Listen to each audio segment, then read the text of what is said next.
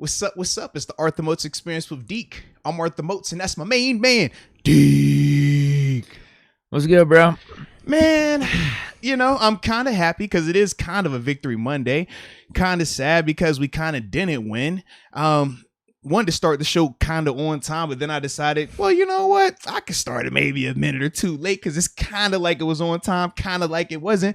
I just figured that was the mood since yesterday. So I'm just like, you know, I'm kind of enjoying it, but I'm kind of not. Yeah, man. What say you, my friend? I like the fit, by the way. Mr. Celebrity. I got to put some respect on you, Mr. TV guy, man. Yeah, man.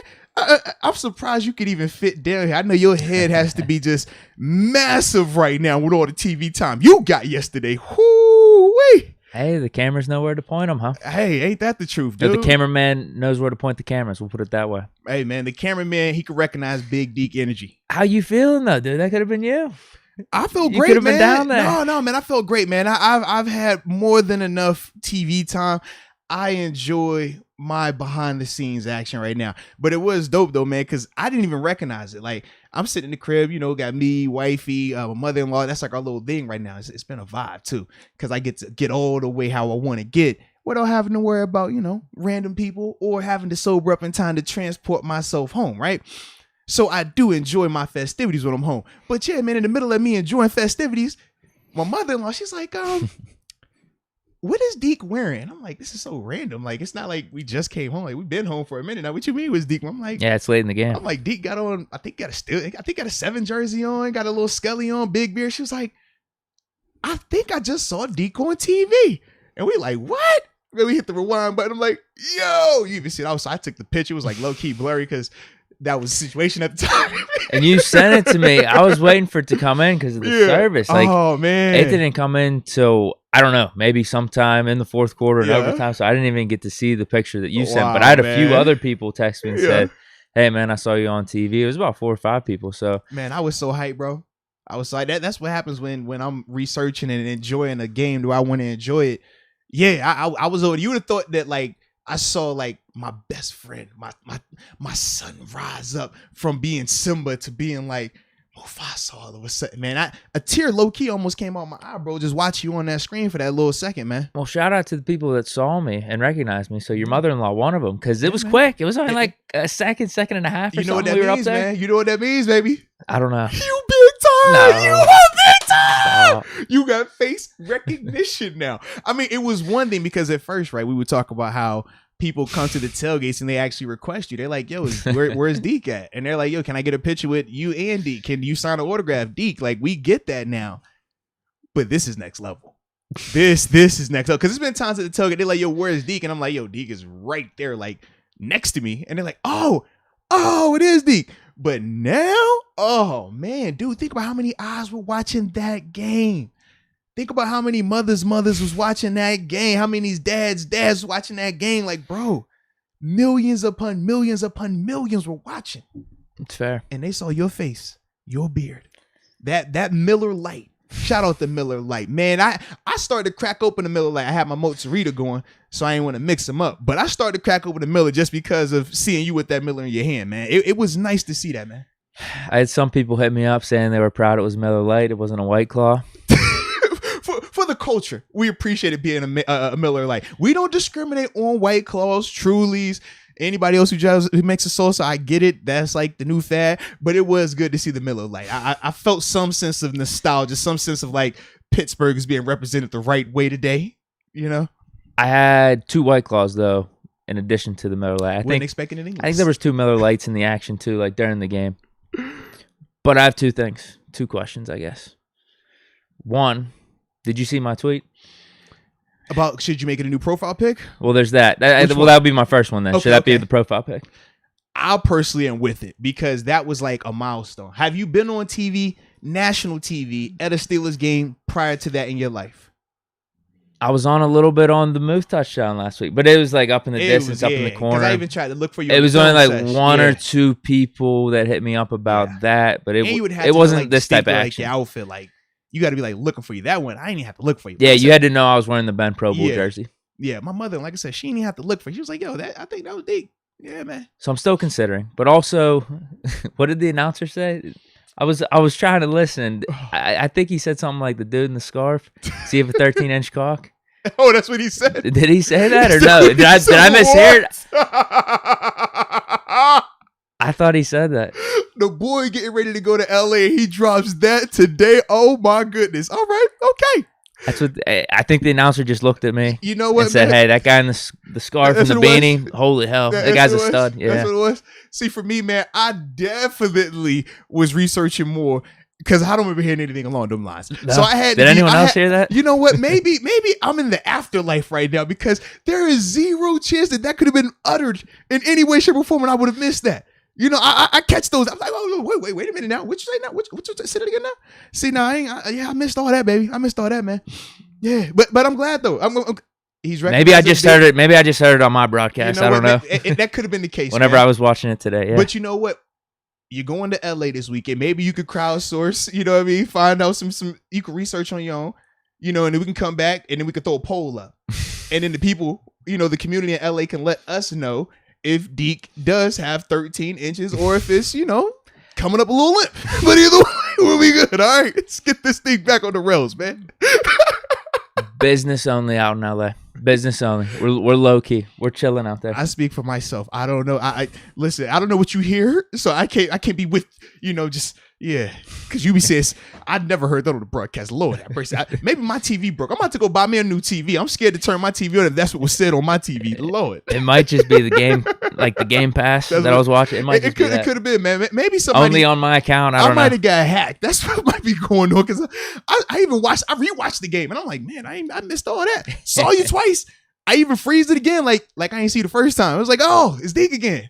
Definitely hit that part afterwards though, and I was a lot more sober this go around than I was the first go around. I'm just disappointed no one else's broadcast had the announcer saying that. I'm a little disappointed as well, then, man. Or maybe like I said, maybe somebody put the voodoo on my TV. Maybe that's what it is. All right. So yes, we are good. Where do you want to start? You want to start with some of these shout outs? Can we start out with where people are tuning in from? Because clearly, this was, you know, because it was unprecedented. I mean, we've never seen you on that stage before. I couldn't even do a regular start to the show. I'm sorry. I wanted to, but it was like, dude, like, you're a celeb, bro. We didn't even have to bring it up. I wasn't going to bring it up at all. I was going to bring it up. I definitely was at some point. Listen, I was trying to plan the show, and I just kept getting stuck with Deke was on TV, and people realized it was Deke on TV. That's all I kept thinking to myself. I was like, dude, this kind of crazy, man. Yeah. So I'm sorry if we, you know, our intro wasn't as normal as it usually is because, you know, Deke was on TV and because the Steelers tied. So it's kind of like we could focus on the game, but we kind of don't have to because they kind of won, but they kind of lost. So it was kind of like in the middle. So we just figured we kind of talk about Deke. Yeah. Well, here's some of the people tuning in. If you want to get into it. Yeah, you know what? Let us know where you're kind of watching the show from, right? You could be kind of in Pittsburgh. Maybe you're in McKees Rocks. Who knows? It's kind of the same thing. But either way, let us know where you're tuning in from, and we will shout you out. Shoot the Rock. You know, we met him out in Green Bay. Says your boy from Stadium View tuning in from the 563. Let's get it. Dubuque, Iowa. Lee Cradaville, Warren, Ohio, 330. Ethan Bolt, South Dakota, 605. Adrian Hernandez, tuning in from Portland, Oregon, the 503. I like it. Brent Fox, 214, Dallas, Texas. We got Dom P, the 912. We also got Perk Jr. I wonder what Perk Senior looking like. Got the 330 Youngstown, Ohio in the building. We also have Soviet Bear. I wonder what the Soviet Bear looks like. But the 330 Canton and The Truth tuning in from VA. 2 up, 2 down. Jason Hester, 814 State College. And Mr. Criminal 919 tuning in from the 919. That's North Carolina for those that don't know. Raleigh in the building. I hear you. And then looks like we kind of got some LA, but kind of not LA. Let me get back to where that was because it did kind of pop on my screen and then it just kind of went away. But DC LZ's kind of in Los Angeles, California. I'm with it, man. I trust me. I feel you on that. All right. I do. Ooh. All right. Let's see who else is tuning in, man. I see Brandon Clark, the 540 Roanoke, Virginia. Calculated Snipe, San Antonio, Texas, baby. And then Leah Warren. Said they're kind of tuning in from 254 Killeen, Texas. I mean, it's like kind of like Austin, but it's kind of not because it's kind of like Houston as well, but it's kind of like not either one of those. Just kind of stuck right there in the middle, right? I mean, am I kind of on the right pace here? Can you kind of understand what I'm saying? It's just been a weird last 24 hours, I think. This is nuts, man. I mean, yeah, between your alternate, parallel universe that you were in, certain things that you were hearing on your side and what I was hearing on my side. I mean, that's how when you get a tie. We just kind of don't know how to act the next day, all right? Samoan Sky out there in San Diego. Steelers girl, 517, always tuning in. Lansing, Michigan, the 517, says you already know. Josh Lombardo, Newcastle, PA. Brilla 92 has a conspiracy theory. Uh-oh. First time Deke is on TV and we tie the Lions. Coincidence. Wow. He's the reason we didn't win. Me or Brilla 92? I'll put it on you. Or maybe it was the commentator. Put it on the commentator. If the commentator made that statement, then you definitely got to put it on the commentator. He jinxed it. He definitely jinxed it, man. He jinxed it. Maybe that was it. And it was cold outside, so just think. I mean, that's yeah. It's a bold call, I guess for him to make. Yeah, absolutely, man. Cash out 346 H-Town. Okay. Leo Sabia. No way someone just said Edmonds looked like a pro in coverage. That's overreaching. I don't know. I thought Edmonds looked good. Perk Jr. Oh, we did him. We did Perk. He must be commenting a couple times trying to get his name out there. Man, he's kind of excited, but maybe he's not all the way excited. I'll get a few more here. Yeah. Sequoia Harris, 718, Bronx, New York. Christopher Nichols, 901, Memphis. Let's get it, man. And then Hunter Dudley, 419, Toledo. And I have to keep this streak going because it's the Brobarian, and I like the Brobarian because he's from the 757 Chesapeake. Big time respect. Always love the hometown. Tuning in, baby. All right, though. Oh, man. Shout out to the Supers. I did not look over there. I can start with the Supers. Absolutely. Let's start with the Supers, then we'll start first one, Mike Emanuel. Get the recap going, Am I wrong? man. Is it the first one? Which one you said? Mike Emanuel. Let me check. No, you got one ahead of that. Destin versus the World. If you don't have it, I can start that one out. And we'll be good, start that one. All right. Excuse me. Destin versus the World using their free 5-month membership, chat. Shout out to you for that as well. He says, I'm sorry, but Mason is in. It's raining. Mason missing easy throws. Why aren't we running the ball? And I saw Deke on live TV after the TJ injury. That is a fact. We did see you, man, right at the injury. I guess they were trying to cheer up the fan base. TJ getting hurt. Yeah. Let's pan to something that's going to get people rallied up. Man, you had me riled up. I'll tell you that, man. I got excited. I was like, oh, hey now. Whoop, let's get it. Yeah. Mike Emanuel says, shout out to Steeler Nation. Off the Mars. Big shout out to Don't Cross the Moats and Big Deke Energy. Mr. 13-inch. He must have saw my tweet. For the best sports or podcast. Maybe he just eyed you in the crowd. Maybe. I think that's what everyone's initial reaction was. I said they either eyed you in the crowd after the commentator said it, or maybe they have, researched you privately. I don't know these things, but either way, my TV didn't say this. I didn't hear these things on my television. I don't know what's going on, man. Says we're the best sports podcast out.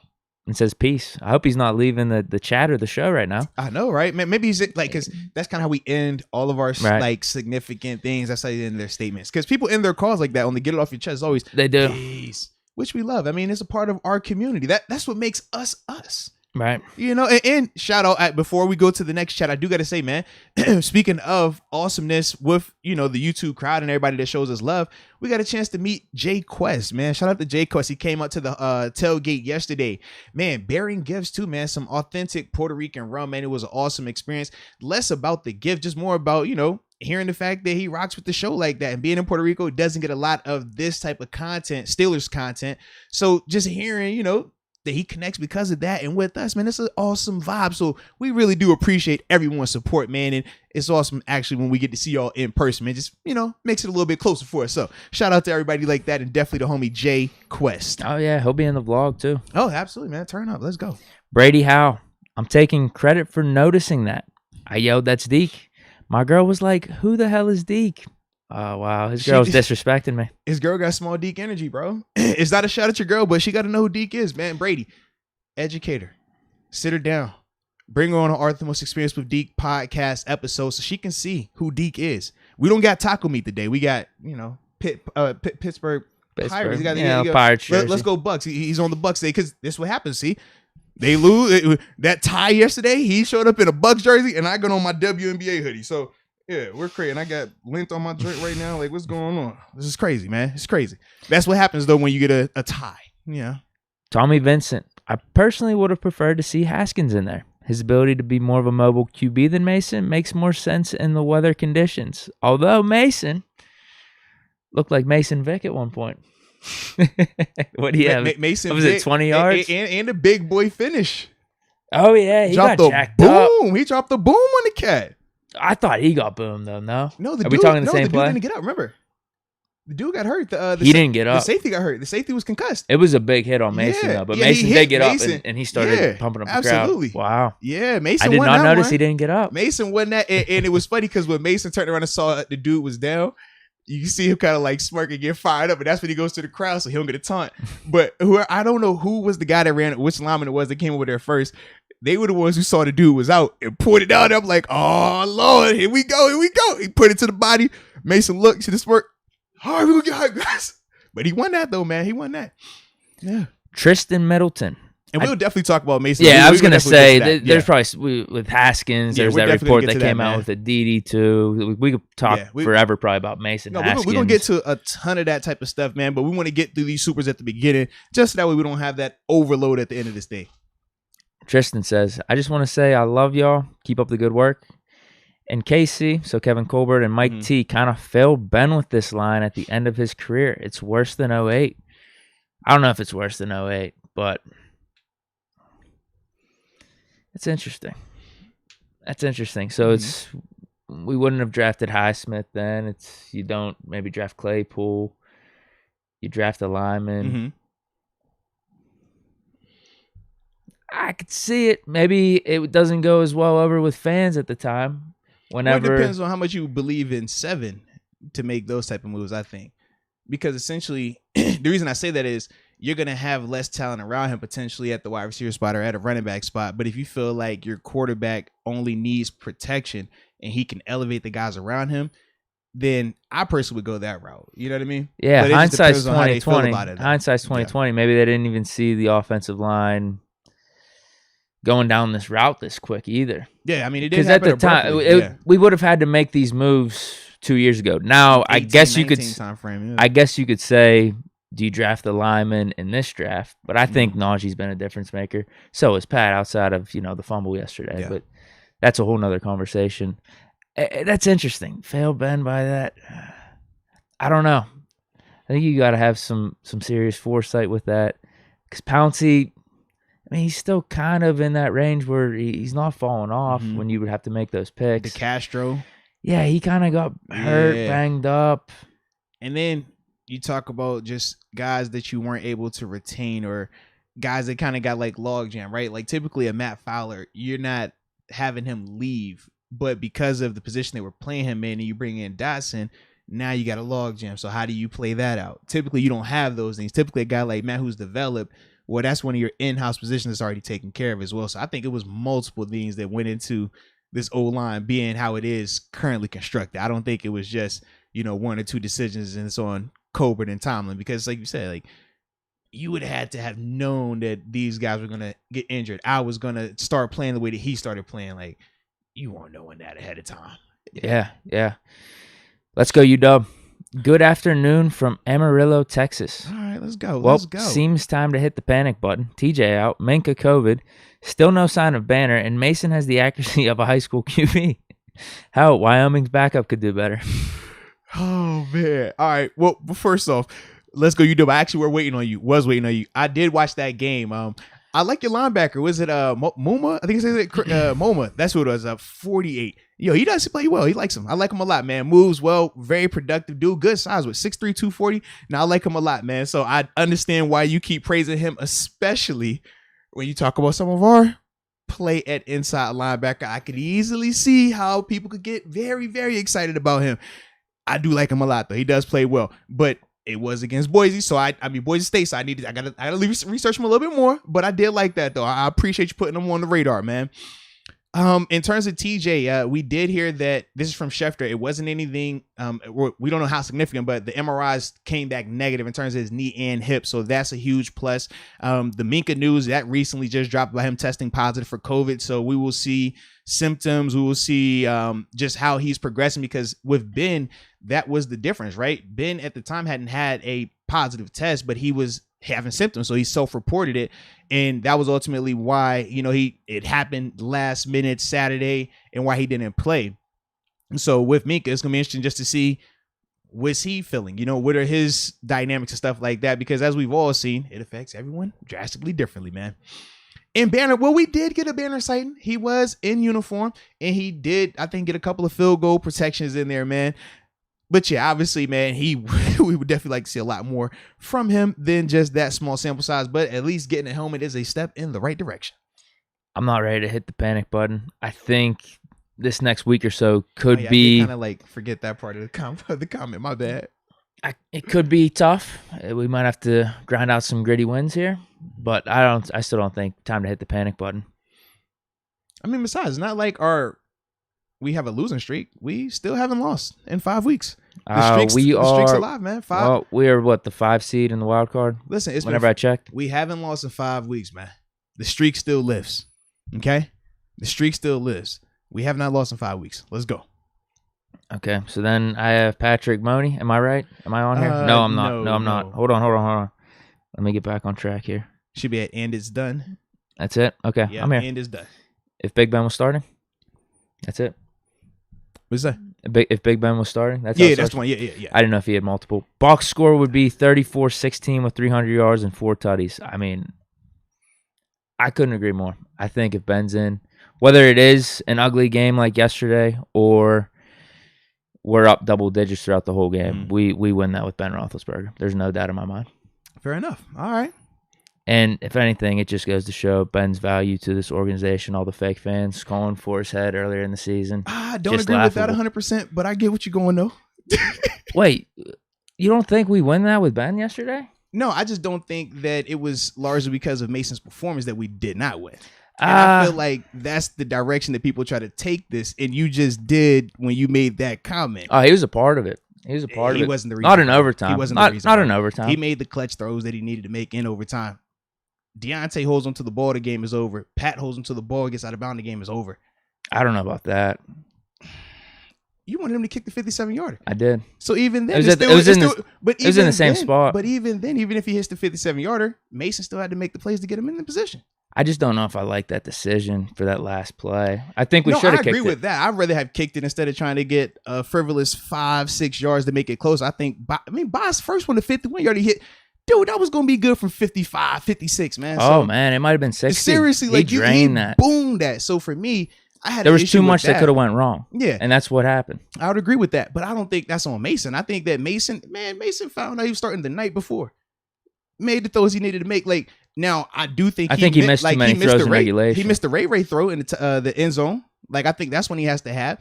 But as a whole, and the interception that didn't kill us, though. No, but because they punted to me, I look at it as, is that a miscommunication on him and the running back, or was that a bad throw by him? Because that's no different than what the things we talked about with Ben earlier in the season, right?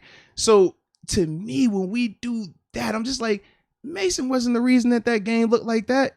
I thought the missed tackles were. I thought the lack of physicality in the run game was. And I thought the self-inflicted wounds, the drop passes, and the ball security was, man.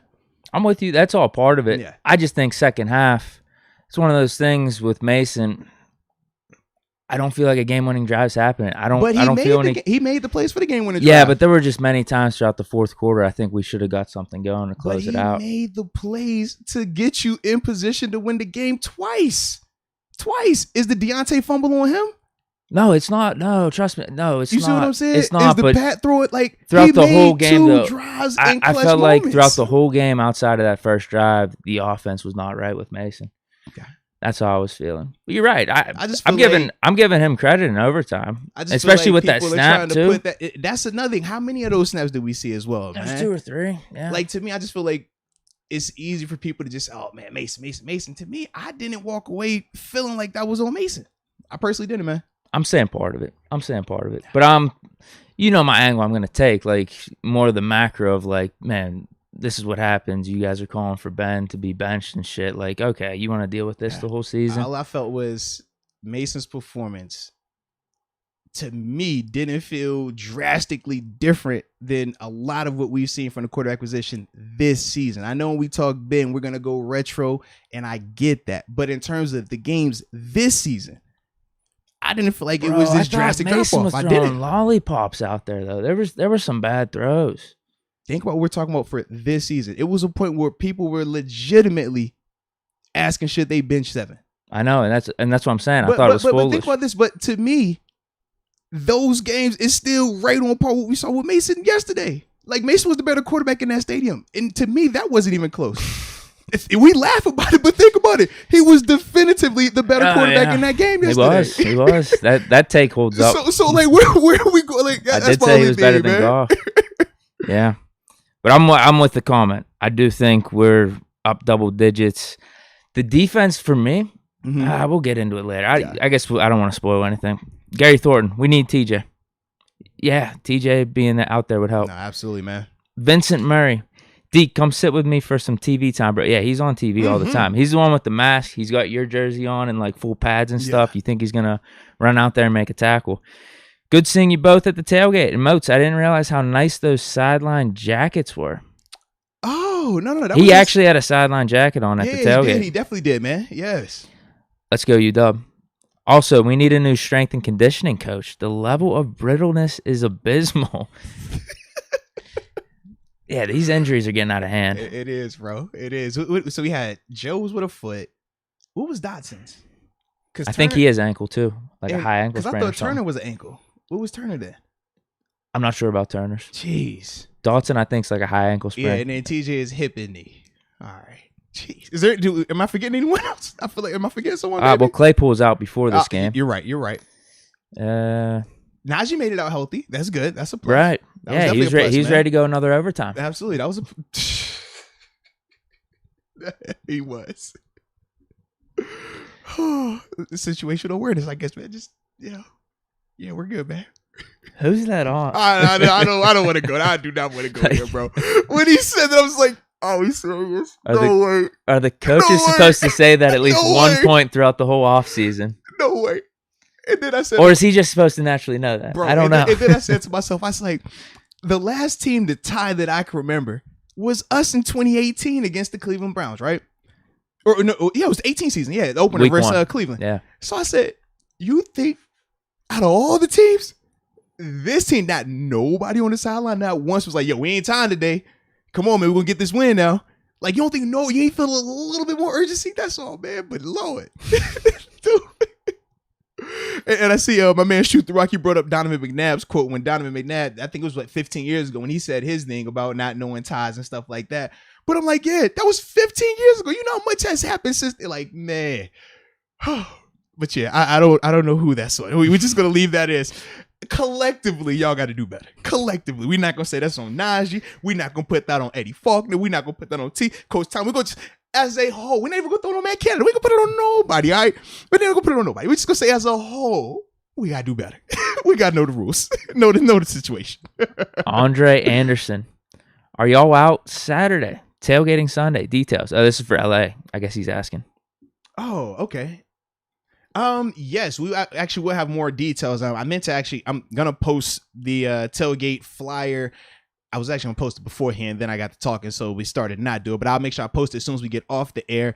And in terms of details for Saturday, we have something in place. We're just waiting to get a couple details finalized, and after that, I'll make sure I post that as well into the YouTube community page as well, so that way you have the updates and know everything that's taking place. But man, that tailgate though is gonna be a blast, man. We got Rob G pulling up, Mike Mitchell, former teammate, Steelers, man, dudes has been here for a while, man. So that's gonna be a dope situation out there, and we got big Deke energy, man. We're gonna see Cali Deke. Since it's warm weather, is it like 15 inches out there since it's warm? I'm just, you never know. You never know. I'm not going to find out, but you never know, man. There's rumors about it floating around. Manny Salas just giving us some support. Absolutely. And shout out to Manny. We did miss one. We had Aiden Yunt. Aiden Yunt said, Norwood a baller. Oh, my bad. Bush, been terrible. and we need 7. Well, those are 3 things that unfortunately I hate to agree with, but I agree with, man. I agree. The only reason I hate to agree with because you got the negative in there about Bush, but I gotta agree with it. He has not been up to par, especially after this particular game. So I can understand it. I did like what I saw with Norwood, though, especially coverage-wise, man. I thought that, he definitely came with some big plays down the stretch and in overtime. And yeah, without a doubt, 7. The reason, and when I said what I said about Mason comparing him with 7 this season, is mainly because it's easy to just bash Mason. And sometimes it's warranted, but I didn't think yesterday was warranted. But the reason why I do feel like the team would have won if 7 was out there, less about the statistical, because number-wise, Mason's numbers is pretty much on par with what Ben's been doing this season. But the intangibles I think of is just the sense of when you look at 7 in the huddle, guys believe in him. It's different than when it's Mason in the huddle. No different when you're playing defense. You're going to have a lot more confidence when 7's over there. Even if you feel like his talent has diminished and he's not the same guy, it's just a feeling you get with him. And guys rise up for that. Guys do a little bit extra for that. So that's the reason for me. I think it would have been different with 7 out there. I think those intangible things that you can't necessarily point a finger to and put a statistical value on, he brings that. But I don't think that those things outweigh what Mason did in terms of just his performance yesterday. But I do feel you though, man. Yeah. Patrick Money says, Deke, if you had a crazy reaction to the TJ injury, I'm trying to say industry, you could have been on highlight heaven. Oh, be ready next time. Oh, you're right, man. Because they would have had you right in the flesh, and they would have zoomed in on you. What would I have done, though? I mean, just kill your TJ beard. industry, or see, I said it again. Industry. TJ injury. I don't think I can really give a reaction to that. You just gotta be like, I need a touchdown or something. Yeah, it needs to be a touchdown. TJ industry, and oh my God, get it out now. I'm about to say it again. Actually, that might need to be a business. TJ industry. Could be. We'll be the industry. We'll market. I see it being a bar. Fair enough. Maybe it's just because they already have a bar around here called Industry. But yeah, because we're just wondering what's happening. Oh, is he coming back and stuff? That's tough to do, like over-the-top reaction, I think. Right. Unless it would have been like a gory thing that you could visually see, like, hey, he's not coming back. I think Patrick's just looking out for me, though. I appreciate that. William McClung. Deke, I heard what the announcer said. He definitely shorted you, bro. You're at least double that. Damn. Wow. I don't even want to know how he has this information. I don't want to know. I do not want to know. Research on your own. I think it's when you just look at me, maybe. I've seen you a lot. I would never. Yeah. That's not like your initial reaction. No. It was like, hey, when you see me out there, stand up real quick. I'm good. Yeah. Black Lavender.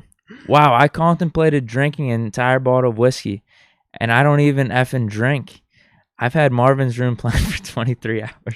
Come on, man. Y'all taking this like we got beat, bro. It was a tie. Now, I was with you, except I wasn't on whiskey. I happened to be on goose yesterday. I ran out of my tequila, and I didn't realize that until I was like already mid-drink, and I'm like, dude, I ain't going to the store right now, so I'm going to kill this goose. But, dude, we won. You ain't got to play Marvin's Room. It's all right. Get a little bit more upbeat, but not all the way upbeat because we didn't win.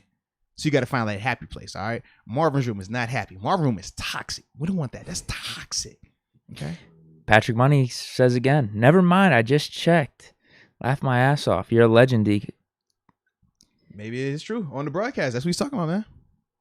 Yeah, but he said if you had a crazy reaction to TJ Industry, you could have... Oh, my God. You ain't going to get it out. It's all right. Oh, my God. Man. Some people can't get it up when it's time. It happens. Injury. Yeah. You could have been on Highlight Heaven. So wait, maybe you're up there. Am bro. I on Highlight Heaven then? Maybe you're up there, bro. Maybe that's what maybe they got me on in Highlight Heaven. In 4K. I wonder what the headline says. I wonder what the title of it is. I hope it just says BDE. So people just like, yo, what does that mean? And they can just play that game. Maybe that's it. Eric. And they're like, oh, hold on now. All right, let me see. I might have lost some stuff. I'm at Roscoe Smokes now. All right. You got anything above that? Because I have Darius. Okay. All right, so bet. Darius Mayo, we appreciate you as well, man. He says, hey, Master Moats, seen Dean Marlowe yesterday. He was number 31 for the Lions. Yes, he did. Was definitely impressed with what I saw. Very physical and a great knack of getting to the running. Now, shout out to you for tuning in to my boy. Now, I was hyped, man. I was low-key sad / happy that he had a play where I thought he was going to get a pick at the end. And I was like, yo, Dean, you got to just go ahead and make that break. You can get that right there. We dropped about 4 picks. Yeah. But he didn't. And I was like, it was bittersweet. I was like, I'm happy that he didn't because it means that Steelers were going to still be good in positioning. Thought we were going to get the win off it, but we didn't. But at the same time, I was like, dude, that's my dog, man. You got to make that play, man. Go Dukes. But it was cool. He played well, but obviously we did not lose. So we're good. Am I wrong? 4 picks? Well, one was the penalty. We had Joe Hayden. Mm-hmm. And that was early on. You saw that He throw? was right there. Dude, yeah. But did you see the throw by Golf, man?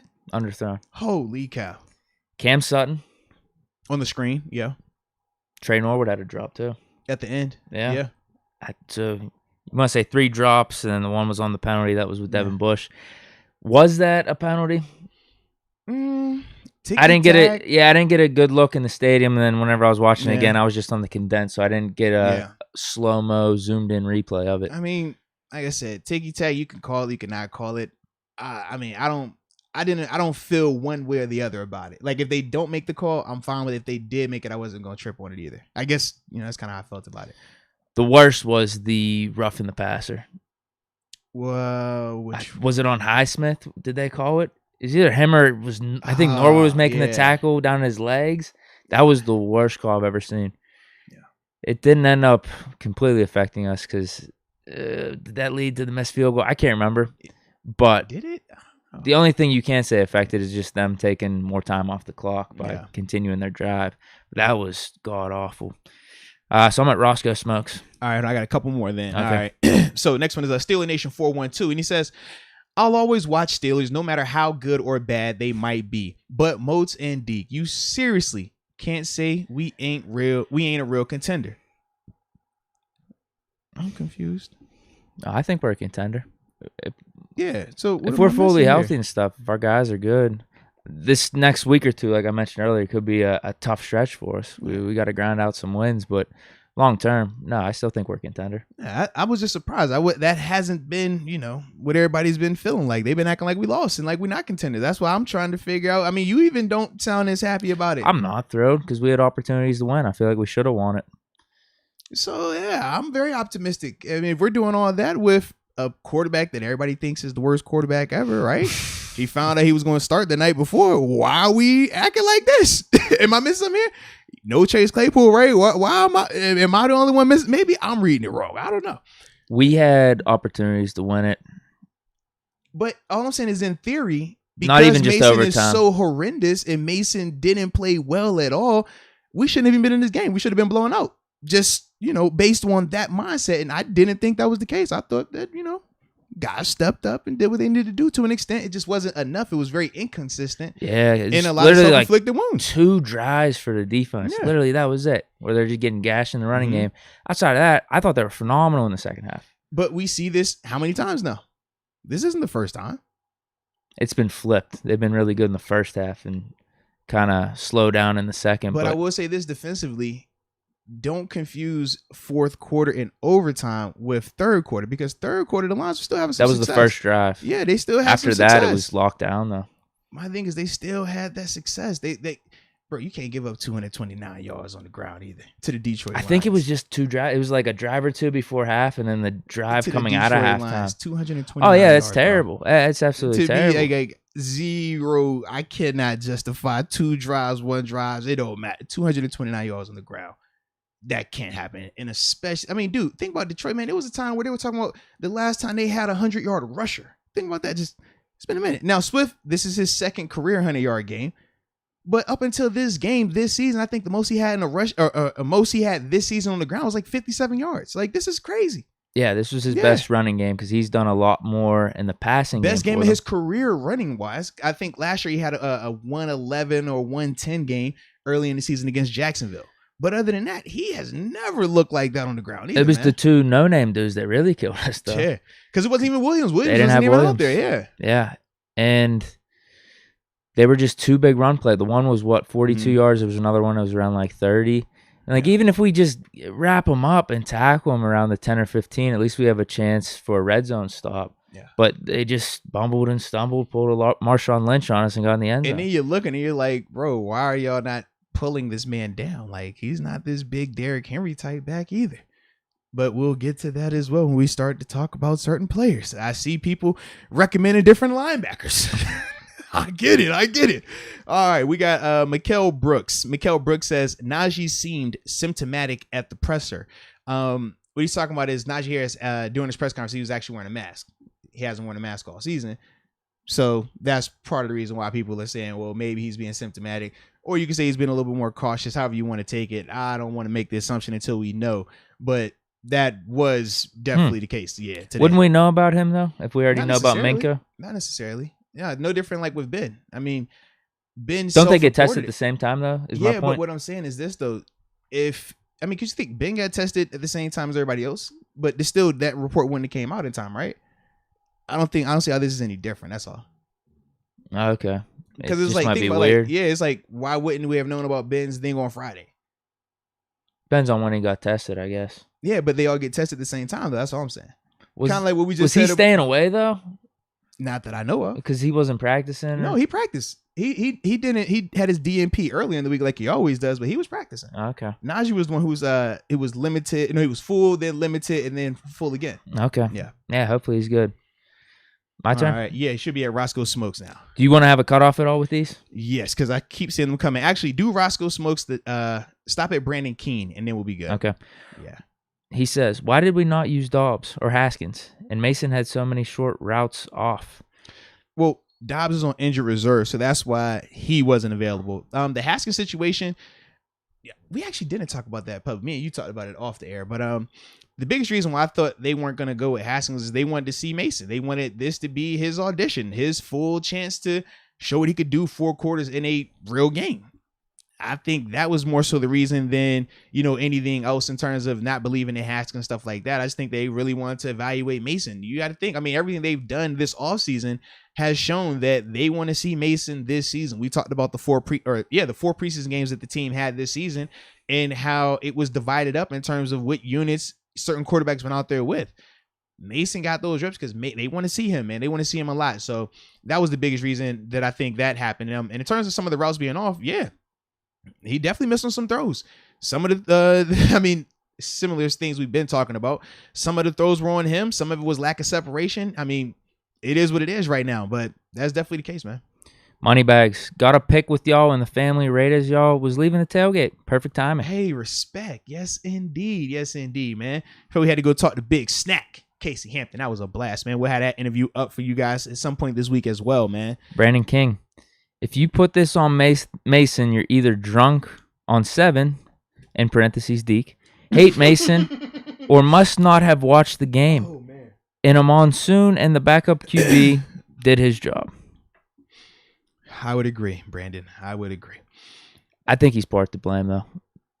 Just throughout the game, Ben gets it done. I just know that. I just hear your biasness so thick today because in the exact same performances that Ben has performed like that and we haven't won, your tone in terms of talking about 7 and his evaluation is still night and day compared to Mason right now, bro. That's crazy. I can give him the benefit of the doubt because he's been an 18-year Hall of Famer. But we're not talking about what you've done in the past. It's the NFL. What are you doing now? If that's the case, Eli Manning would still be playing. You feel me? My point with all the Mahomes tweets that I throw out there, then yeah, they should have been talking about benching Mahomes. And if we're just always going to do that game by game, yeah, I don't see any reason by doing that. But I think because you're going to make rash decisions. Like Ben had a bad stretch for 3 games. Do you really want to write him off? With a biased perspective, you're never going to be able to see it the way it needs to be seen. That's all.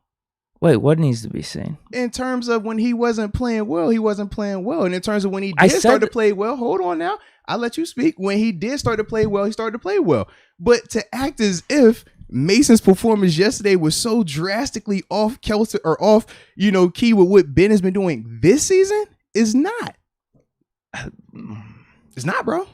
I think we could see the throws that Mason was making. Mm-hmm. And just even how he's throwing the ball. He's throwing lollipops, dude. But no, here's the other thing. Because that wasn't the conversation when we were talking about Ben in those 3 games. Mm-hmm. It was, let's bench Ben. Yeah, it's not just, hey, he was a little off this game. It wasn't just that, because I even said that. But the reason why, because it wasn't just for one game.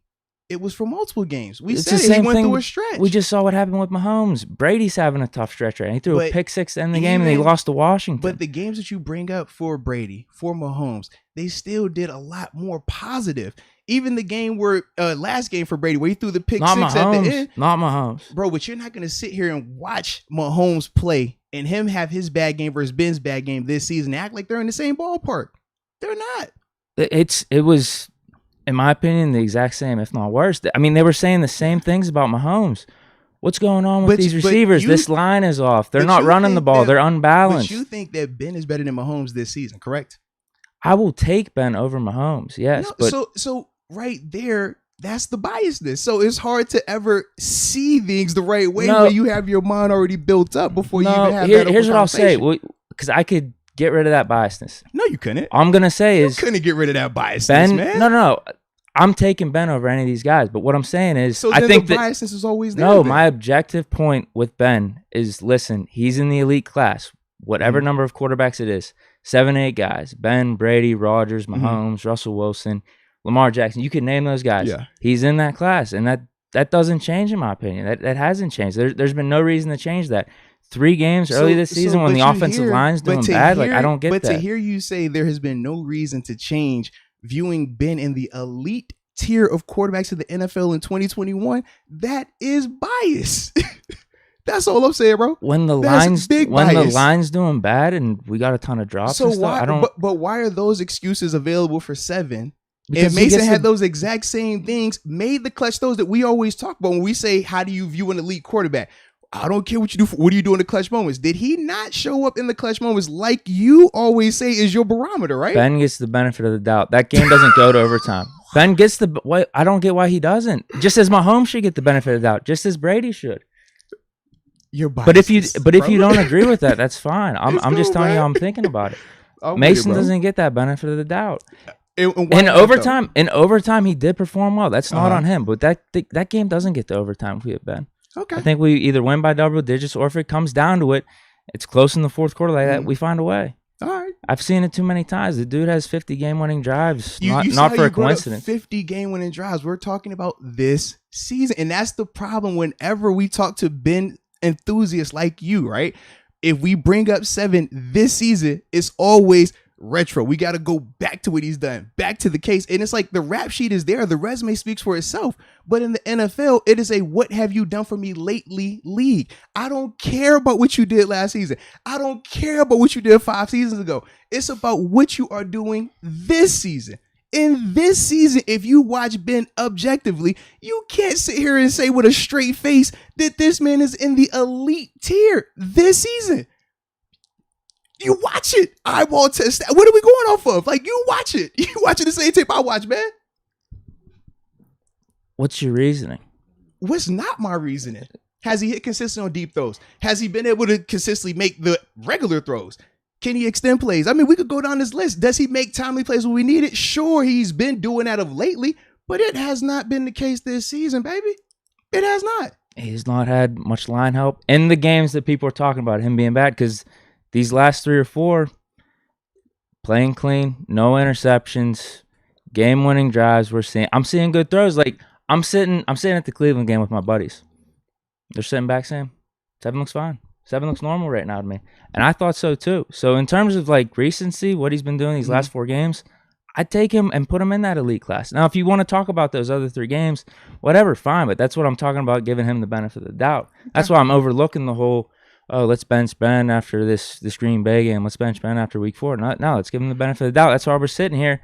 5-3 would have been 6-3 if he was in the game. But I'll take the tie. I will take the tie because it was looking like at points. We weren't even going to get that. Yeah, we weren't going to get that at certain points. We were giving the Lions every opportunity, although we had our own. That's why it feels bad, because we had our chances. You're right. Deontay Johnson fumble, man. The shitty snap in overtime. But I don't think Mason throughout the whole game gives. Not only, like you said, the team, like there's a difference. There's an aura, there's a leadership that Ben has, Mason doesn't. But even the vote of confidence for the fans, I'm sitting there second half, I'm like, bro, what are we gonna do here? Because the defense is starting to play better. I just don't feel like you're gonna make a play. And I didn't feel like anything did happen in that second half in regulation. Fair enough. That's my thoughts. So, thoughts on the offense, though, as a whole. I thought that Najee continues to impress, man. Tough running, tough yardage. I like it a lot still, man. I still get concerned, though, now of lately with the usage, though. I'm not going to lie about it. The more I see it now, I'm like, I like it, but I don't like it. Yeah. I can't believe he finished that game with over 100 yards. I was surprised. It was tough. Yeah, tough. As I'm seeing the stat line even going on Heinz Field, I'm like, wait, he has like 80, 90 yards? It feels like this is one of those 50 or 60-yard games right now. But he had some gashes in the first half, and it looked like the offensive line was moving the defensive line back. It's not like they were getting in the backfield outside of maybe some of those outside runs, but there was no holes. Yeah. It seemed like he was just running into a brick wall, and then he was juking out a little bit here and there, brushing off contact and doing what he could. Yeah, he played good. He played really good, especially with that foot injury coming in. Yeah, I thought offensive line wise didn't get enough consistent movement. They didn't give up a ton of movement, but I didn't think they won the line of scrimmage like the way they should have won the line of scrimmage based on what you saw from the Lions on tape. I mean, they don't typically win the line of scrimmage like that. That's one of their biggest weaknesses. But yesterday, we really didn't take advantage of that consistently. And then also we had Dawson out there and like Trey Turner. So I mean, that's another thing. Absolutely, man. Absolutely. With Pat, it was a mixed bag. I mean, when you get a tie game, it's going to be a lot of mixed bags, a lot of mixed reviews, because at times Pat played well, but then you talk about the drop, talk about the fumble. I mean, that sucks. Those are things that you don't want. Now, he's a rookie, and that was his first time we've seen that. He might have had 2 drops. I think he did. He had one in like the middle of the field, little contested catch. And then he had the one where he was going to the sideline, just like turns his head. So, yeah, you're absolutely sheesh. So, yeah, but that was the first time we've seen a game like that from him as well. So, kind of chalking his up to the one-off. No different if we ever see Najee have a situation with ball security. It'll be a one-off because he typically, like his history, current and, elongated history, has shown that he has great ball security and things like that. But, yeah, that was a little disheartening, man. How'd you feel about Deontay, though? Man. Or should I say Deontay and Ray? I mean, because, Ray, he got his targets up again, man. Can I say one more thing about Pat? Good you got. It's not necessarily about Pat, but let's say he gets tackled, doesn't fumble the ball. Do you think there's enough time for us to get up there, do the fake spike, get set, and then we kick, what's that, a 56-yarder now? We only gained 1 yard on that. For me, I didn't like it any way at all. I mean, you talk about... We didn't have a timeout. Right, would it have been enough time? The operation is what I'm nervous about, because 56-yard field goals is a beast in its own right. You don't want to do that on the moving clock, or, we trying to switch personnel. Like, so that was my only thing. I do... Oh, was that third down? I don't don't even remember. I don't think it was third. I got to check. But I know we were getting... Because I knew it was like 15 seconds left or whatever when it was happening. So the issue to me is... I didn't look at the rest of the routes on the field to see, okay, not just about Pat getting up from being tackled and getting into the middle of the field, but who else was running routes and where were they at in terms of like how far downfield, because those guys got to get back also. Then you get your spike, then you go from there. To me, it just, like you said, too much can go wrong for how much yards you would have got on that play. Not enough. I'd much rather you just take your time, kick the field goal from there, 57 yards, and go from there, man. Were you thinking that in the moment? I was, absolutely. I was not. I was hammered. Oh, dude, I'm absolutely hammered. I'm just thinking about I'm just like, come on, bro. Come on, let's do something. Like for me, the two plays that stuck out to me in terms of like situations, right before halftime, taking the knee, I think we had like 16, 17 seconds again there. Part of me was just like, can we just throw something up? Like, we got it, because we had already drawn a defensive PI penalty earlier in the game. Anyways, I'm like, it can't hurt to take another shot like that at that particular point, because I didn't think that even if you turned it over, that Lions would be able to spark something and get some type of crazy offensive outburst right there. Because even how they were hurting us was on the ground running, and it wouldn't have been enough time for them to necessarily run a legit run play. They would have had to put it in Goff's hands, and we never believed that he could do that. So that was the first one. But then that one, it was just like, what are we doing? Are we either down the ball? I get we're trying to get that extra couple yards, but just risk versus reward, all things on the table right there. It just didn't make a lot of sense to me for that particular route, what it was going to cause. You know what I mean? Because wisdom between a 57-yarder and a 55-yarder, right? Or a 54-yarder. It's still going to be crazy at Heinz Field. And on that play, he literally only gained a yard, so it would have been 56. Absolutely, man. So Deontay, man, it's a tough one. Love the dynamic play that he fumbled on. I'm like, wow, you're making something out of nothing. Move, bro. He definitely hell did. Of a catch. He looked fast as heck too coming out of that. He just holds on to the ball, but I think there was another 1 or 2 plays where he dropped the ball. Now, I don't know if you want to blame Mason or not. Was it thrown a little bit too high? Yeah. I feel like he should have caught him. Mm-hmm. His stat line at the end of the day actually reads kind of decent. Didn't he have like 80 or 90 yards, 8 catches? Yeah. Something like that. 7 receptions, 83 yards. Yeah. 13 targets. 13 targets, excuse me. Yeah. What do I feel about Deontay? We saying a step back with the ball security? I think that's the only thing you can really say. That's kind of where I fall right now because we expect Deontay to excel with the ball after the catch. That's something that he's been doing since he's coming here as a rookie. But the ball security has been his Achilles heel. That has been his knock. It was ball security and it was drops. You can kind of lump them together, but handling the ball, that's, what the thing was for him. And up until last week before, he had been excelling in those avenues, but now you're seeing multiple weeks where it's like, yo, what's going on here, man? So for me, I was a little bit disappointed with that part because I did think in a game like this, and obviously the reason why Ray was getting so targeted is because he created. No, the funny thing is, the more I think about it, number makes one sense. receiver yesterday. I don't like it, but it makes sense. He's a guy that creates separation in a hurry. Deontay is a guy that creates separation in a hurry.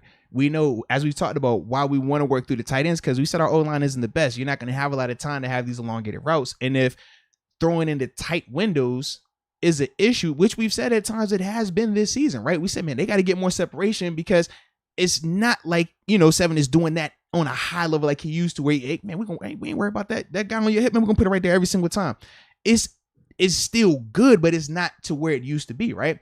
So with that, when I think of Ray, it's like Ray gets open right away.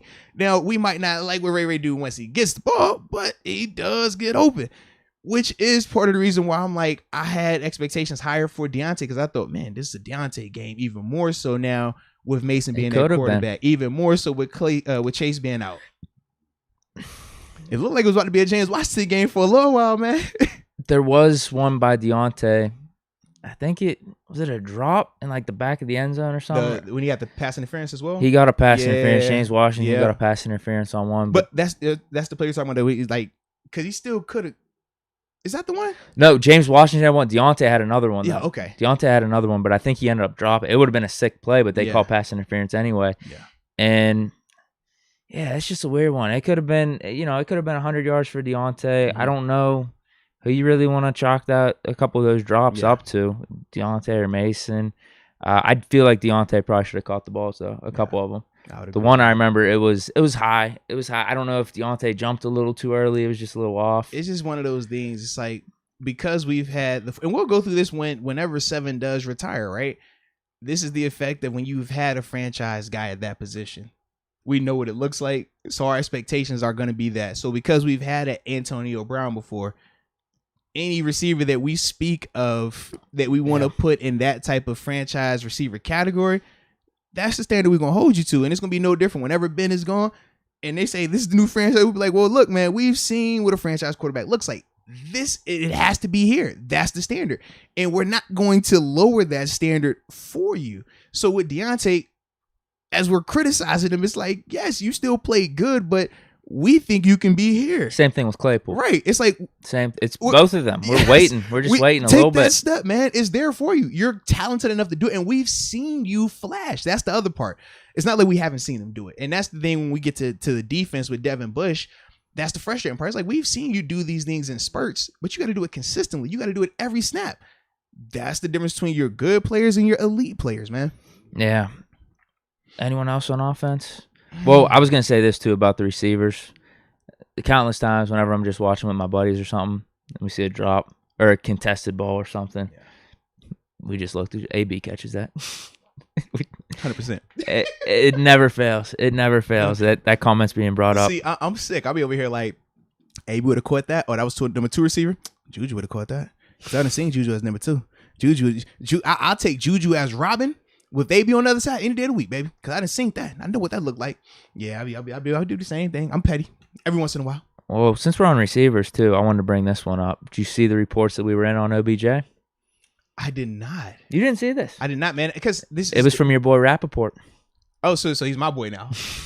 Y'all were trying to put Rappaport. I wasn't a Rappaport smoking guy. that Rappaport pack. I'm on Shefty. That's what I mean. You should have been smoking that Rappaport pack last week. Yeah. But to say I don't want no mid. I don't want no Reggie. Give me that Schefter. You know what I mean? Apparently, we gave a call. It was maybe a little late because it was like a friendly call.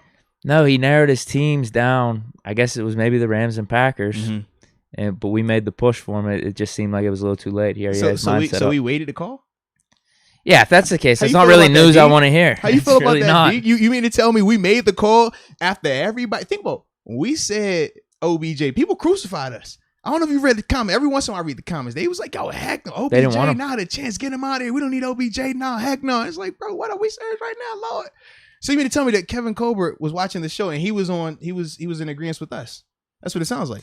Perhaps. I do wonder about the timing of this report coming out. I literally think it was the morning before the game. But you got to think, we post a video a little late. Colbert, he don't see it when we first, he don't catch the live. He catch it after the fact.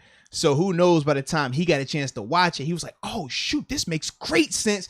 Let me make a call. And it was too late, bro. I'm just disappointed the call wasn't placed like a few days beforehand. That's what I'm a little disappointed in.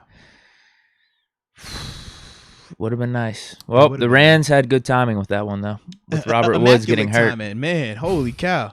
I was hating it because I was like, now they actually need him. Man. I was sad. Wifey told me, she was like, Woods got hurt. I'm like, man, stop playing. And I was like, oh, Lord, the AC, Ezzo. Oh, not that one. No, we don't want them.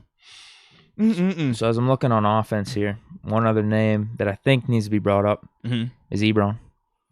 You see the beard? 2 catches, 2 targets. Now, what was your beard streak about? Was it wins or was it just not losing? It was more so Ebron not dropping and the team not losing because they still haven't lost. The streak continues. Now, what is on with you, though? Because this was the week where you're supposed to be making the trim. Yep. Probably so they didn't lose. Midweek, probably. Since they didn't lose, you didn't jinx it, so we're good, man. Yeah, we'll get the stash going and get the LA vibes. Yeah, we're good, man. We're ready. Good. Get the stash. I probably won't do mullet. I'll be honest. Come on, bro. I probably won't. Why? I'll keep the hair and just have the stash. Do a half a mullet. Do just one side. Because since we tied, it's incomplete. I don't really know if I want a mullet. I don't know if I don't want the mullet. Probably not this time. I'm just concerned, though, that could be the jinx, though, bro. Because up until this moment, you've been fully committed to the stash, fully committed to the mullet for LA. And now, not the mullet. I've been thinking about the mullet. But you brought it up multiple times, and now on the heels of a tie, you've wavered in your stance. You know what I mean? You went from I'm a mullet this thing up. We going full LA. That's the vibe. Crocs, not sport mode. You know what I mean? Like that was the vibe. I think my Crocs just came in today too, bro. Very easy because it's a shoe box by the door. I haven't had a chance to look at it, but we got like multiple shipments that came in lately. So I was like, I think that might be it. I'm kind of excited. It's like Christmas for me. So I'm over here looking at the clock like, all right, come on, baby. Come on. We almost there. Nice. You know what I mean? It's just the shoes. You know, I'm a shoe guy. I can't help it. So that's my guilty pleasure. Probably not. I don't think I'm going to do it. I'm busy this week. I can dig it, man. Besides, you got plenty to do, man. People want to meet you and everything like that because you're a celebrity now, man. I'm surprised I ain't had to go through like your publicist for media availability for you to sit here today. You know what I mean? I was waiting on you to hit me with the, hey, yo, I'm going to be remote today. You know, just I'll Skype in for a little segment with you. I was waiting on that today, man. How many snaps did Ebron play? Because I recognized his jersey probably in overtime, and it was pretty clean. Not going to lie. You are wild. I don't feel like checking the snaps right now. Wow. That's where we at with it.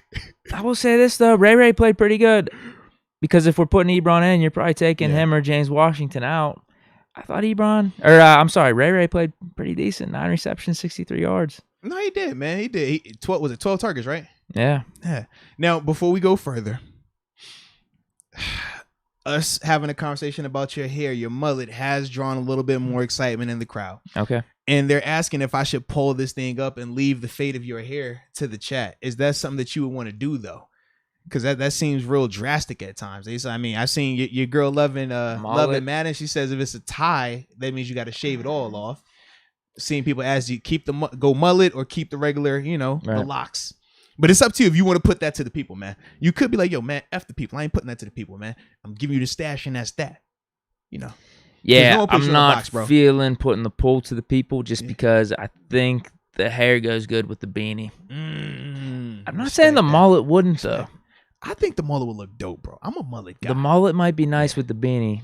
Especially in LA, because we've never seen you look like that before either, bro. We don't have to put it to the poll. I'll just make the decision one way or another. Game time decision? We'll say game time decision. I'm saying unlikely, though. Well, if you want. If it happens, it'll be a pleasant surprise. Well, I was going to say, if you want, I could bring some Manscaped clippers out there. I think you'll do it. They kind of use, kind of not use. So just kind of roll with it. It will be all right. Can you do a fade? I got you, bro. I guess you don't necessarily need a fade for the mullet. You don't get you right, man. You just need the side short and the top kind of short. True story. When I was in college, partner, me and my little cousin DJ, my favorite cousin actually, we would cut each other's hair before the games because I was only trusting 2 people with my haircut. I was like, yo, and when the one guy moved away, I was like, oh, it's got to be you, DJ. I know where you live. You're my cousin, my blood relative, so this won't be a hate crime. But if you mess up this edge up, baby, your daddy and mama not gonna see you again. All right, with all due respect and all love and sincerity, that's how it goes. So I got you though, bro. I got you if it comes down to it, man. Okay, I'll just get those whiskers out like that with the clippers. Just check that, make sure we're good. You good to go, man. Okay, we got a backup plan then. All right. Anything else with the offense? Not really. We will transition to defense. So we got banged up on the offensive line. I guess the main question man. is just like, where's Banner? That's about it. Yeah, definitely. What can you do with Hassenauer and Haig being out there when we got Dotson and Trey Turner injured? They have to be out there then. Yeah, that is the case, man.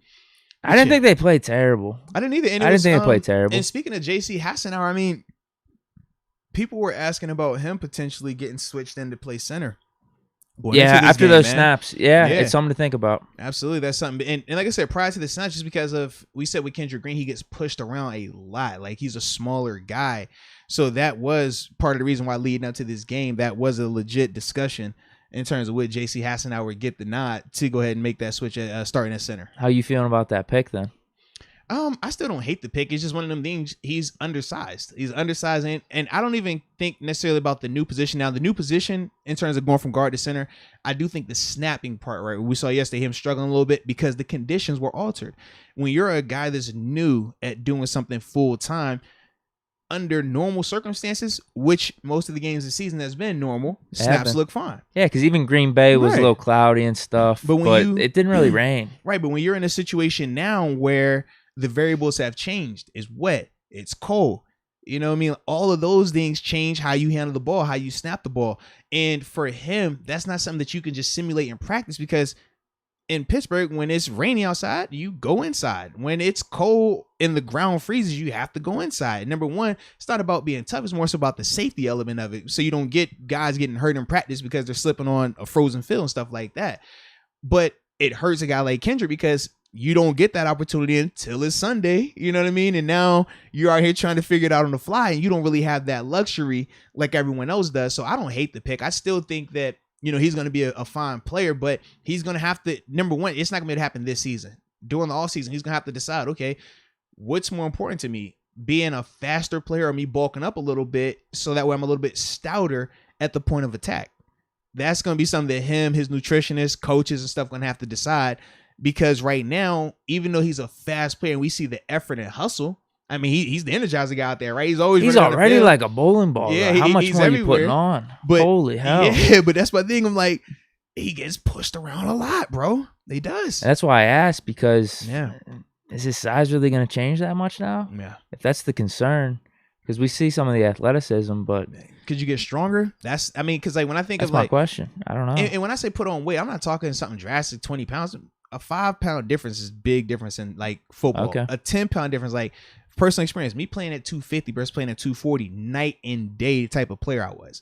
One, I'm gonna be a lot more fast, agile, athletic. The other, I'm super strong, crazy strong at the point of attack, ragdoll people. Like it's just the difference, in that weight like that. So a guy like Kendrick, it could easily be, okay, man, look, you sitting at about 300, man, we're gonna bump you to 305. We're gonna bump you to 310, but we only keep you there, and it's gonna be a healthy bump up, not a I was gonna say if you go up to 330, I don't know if he could do it even. Yeah. Like, he might pop. I'm telling you, because doesn't he already look like a bull? Like, how much more could he put on? He does, man. He does. But that's why you got to trust your nutritionist, man. You got to trust your nutritionist, trust your strength and conditioning staff, that they're going to make, the right plan for him to change his body count or change, just how strong he can get and things like that, man. I'm not opposed to JC at center if these snaps continue. How do you think he played yesterday? I just felt the line as a whole really wasn't terrible. No, they weren't. Mason didn't get sacked. Yeah, that's the same thing. Inconsistent. Yeah. There maybe was some pressures you wouldn't have liked to see, but also they played like a team that tied. They played like a team that both teams. I mean, let's be real about it, Deke. When we're watching it, bro, it's like who wants to not win the game the most? Both teams had ample opportunities to win. Both teams did whatever they could to at sometimes put the game on a platter to the opponent. Like, here, you take the win. No. You take the win. No. I insist, Deke. Your team should win today. Like, that's what it looked like at times as well, man. Very frustrating. Yeah, I think the refs got in the way of some of the Lions giving to us on occasion. To an extent. I had to throw that in there. I know. I left it alone. I say, man, I ain't going the referee route. We just got all we had us one last week, man. We're gonna roll with it this week. All right, we're gonna take it. You want to talk defense? Yeah, but before we get to defense, man, we do got to pay a bill real quick, man, because as y'all can see, today's episode is brought to you by DraftKings, baby. In particular, DraftKings Sportsbook, the leaders in the sportsbook realm, man. Not only are they safe, but Deke, they are secure and they are reliable. And for all of the first-time people, when you first sign up for DraftKings and you use that promo code Moats, as I pull it up for you right there, see what you get right there, man. Up to $1,000 in deposit bonus money. I mean, it's an awesome concept. Whatever you put in on your first, bet once you sign up and you use that promo code Moats, if you put in $200, well, the good old people at DraftKings says, well, you know what? They use the promo code Moats. We like Moats a lot. We'll throw in another $200 as well. That simple, ladies and gentlemen. So, yeah, but we do know, Deke, at times, everybody can't handle gambling. It's unfortunate. At times, some people might be lacking in self-control. Some people might even have what you call a problem with gambling. Right. Well, you know what I have to tell those people? What's that? If you have a problem, if your problem is with gambling, you need to call 1-800-GAMBLER. Call 1-800-GAMBLER. You better call them on the phone. What if it's a crisis? Well, we got crisis canceling. If you need referral services or if you got that gambling problem, you better call 1-800-GAMBLER. All right, we good now, bro. Nice. Well, I was kind of going to take it down, but then I kind of got excited. So I was like, we kind of won. We kind of didn't lose. The streak's kind of alive. So I just kind of took it to the next level. I'm sorry. Hope the people enjoyed, though. 6-3 would be really nice right now. It would be, man. It definitely would be. 5-3-1's better than 5-4. Hey, all I know is we're pointing into 8-8-1. Not a losing season. Let's go. That's possible now, huh? We are here. Tomlin found the loophole. Let's go. We are here, baby. People forgot about that when making those proclamations before the season of, oh, wait, Tomlin can't have a losing season now. Losing season. Where the rubber meets the road. No losing season. Let's go. Hey, and shout out to Trina Still Diva, too, man. Put the promo code Moats on everything. I'm talking everything. Shout out, man. Shout out. But yeah, man. Can't have a losing season now, man. He's good. Okay, hey, we good, baby. It's the the minutia associated with today's show. That's what we all on today, man. All righty. You want to go defense then? Yes. Let's transition. Let's get a little defense going, man. Should we start with the elephant in the room? Oh shoot, you know what I meant to do? We'll get to it at the end. Okay. Yeah, sure? when we get through the defensive breakdown, we'll go super fast through these supers, and then from there we'll have that last probably 15 minutes for the phone for some calls. Yeah, absolutely. That'd be the plan. That'd be the plan. That works for me. So let's start with the elephant in the room, huh? As we transition to the defensive side of the ball. Unfortunately, I feel like we got to talk about the linebackers, man. The inside guys. You saying both or just one? mainly one, but I wanted to lump him in because it just sounds nicer when you do it that way. I ain't gonna lie, I kind of like what I saw from Joe, man. I think Joe is continuing to progress. Joe showed what I'm talking about. Led the team in tackles, him and Highsmith. Yeah. And the only reason I don't get too caught up in the stats because you see who's third on the list in tackles as well. And it can give people a false sense of like, oh, man, that dude balled out. 5 tackles? I don't know if that's balling out. Well, no, because on ESPN, they do just the total tackle. So, like, it has total tackles for Joe, 13. Total for Alex, 11. Total for Devin is 8. 5 solos. Oh, they combine them together. Yeah. Okay, I get so you. when you look at it, it's like, oh, man, 8 tackles, man. The dude, he was hooping out there, man. He did a thing. And it's like, a little context. But, Can I ask you a question with Bush then? Yeah, let's do it, man. Because there were some might be plays. More fun this way when you do a Q&A style. Well, I know what everyone's saying. Bush sucks. Yeah. But I'd like to get your expert take on this because I did see some nice plays from Bush, especially in that second half. Some nice tackles, even decent covers. The one coverage play that was bad, he was lined up on a receiver against Amon St. Brown. Then you had the penalty too. But I saw some good things from Bush. What were the huge negatives? You think their little running streak for the end of that first half and second half you would put the blame solely on him? You can't go solely on him, but I do think I think for 4 quarters he struggled to see and struggled to fit the run, just because I think the defense played better in the fourth and in overtime. He was playing better, but the guys around him were elevating as well. There's some guys we got to shout out. In particular, Cam Hayward. In particular, Alex Highsmith. Definitely Trey Norwood. He was Loudermilk, another guy. dude. And Loudermilk, yeah, those, like, to me, I think that was more of the difference. Like, when I watch Devin right now, and this has been showing up on tape with him, it's just kind of one of those things of, at what point do you say this is, who this player is, or we keep justifying, keep having an excuse? It's the ACL, it's the ACL. Well, right now we're 13 months removed from the ACL injury. So how often or how much can we still use that? Early in the season, it was, well, he's young, right? That's what I told you, man. He hadn't played a lot. He missed a lot of, OTAs and stuff like that. But it's like he's starting every game. He's playing 90+% of these snaps. We're at week, 9 now? Week 10. That was 10. So at what point is he not young anymore? And I think that, depending on who you are, because everybody's going to be a little different, I do think with that is going to determine how you view Devin. So when you throw that in with the expectations of being the 10th overall pick and knowing that we traded up to get you there, I do think that people hold him to a lot higher of a standard, and rightfully so. We're not going to, balk at that. But the things that I still think he continues to struggle with is seeing where he needs to go, seeing plays. Like, where does he king? Are you reading your triangle in terms of your 2 guards and your running back? When you have a fullback out there or a tight end that's off the ball, that's just like a fullback. They bring information. They tell you stuff. Are you seeing the right things? Pre-snap, what are you thinking in terms of, all right, I know it's 3x1, as we've talked about, right? Should I cheat over? Okay, it's 2x2, but it's a tilt here. It's something different. What is information giving me? At times, I ask myself, okay, is it not a lack of study habits, but are you not studying enough? And the reason I say that is from personal experiences, right? Think of it like this. We're preparing for a test, me and you.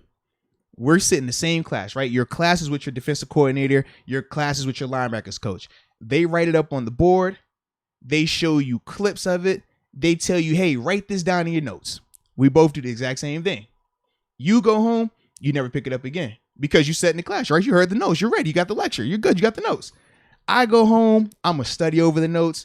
I'm going to come back and listen to the lecture again. I'm going to research on top of the notes I already had just to see, well, what if it was this? What if it was that?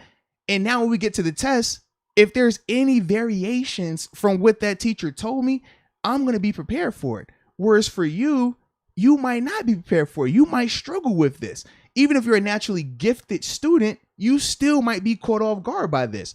When I watch Devin, part of me feels like, man, are you just taking what they're saying in these meetings and that's it?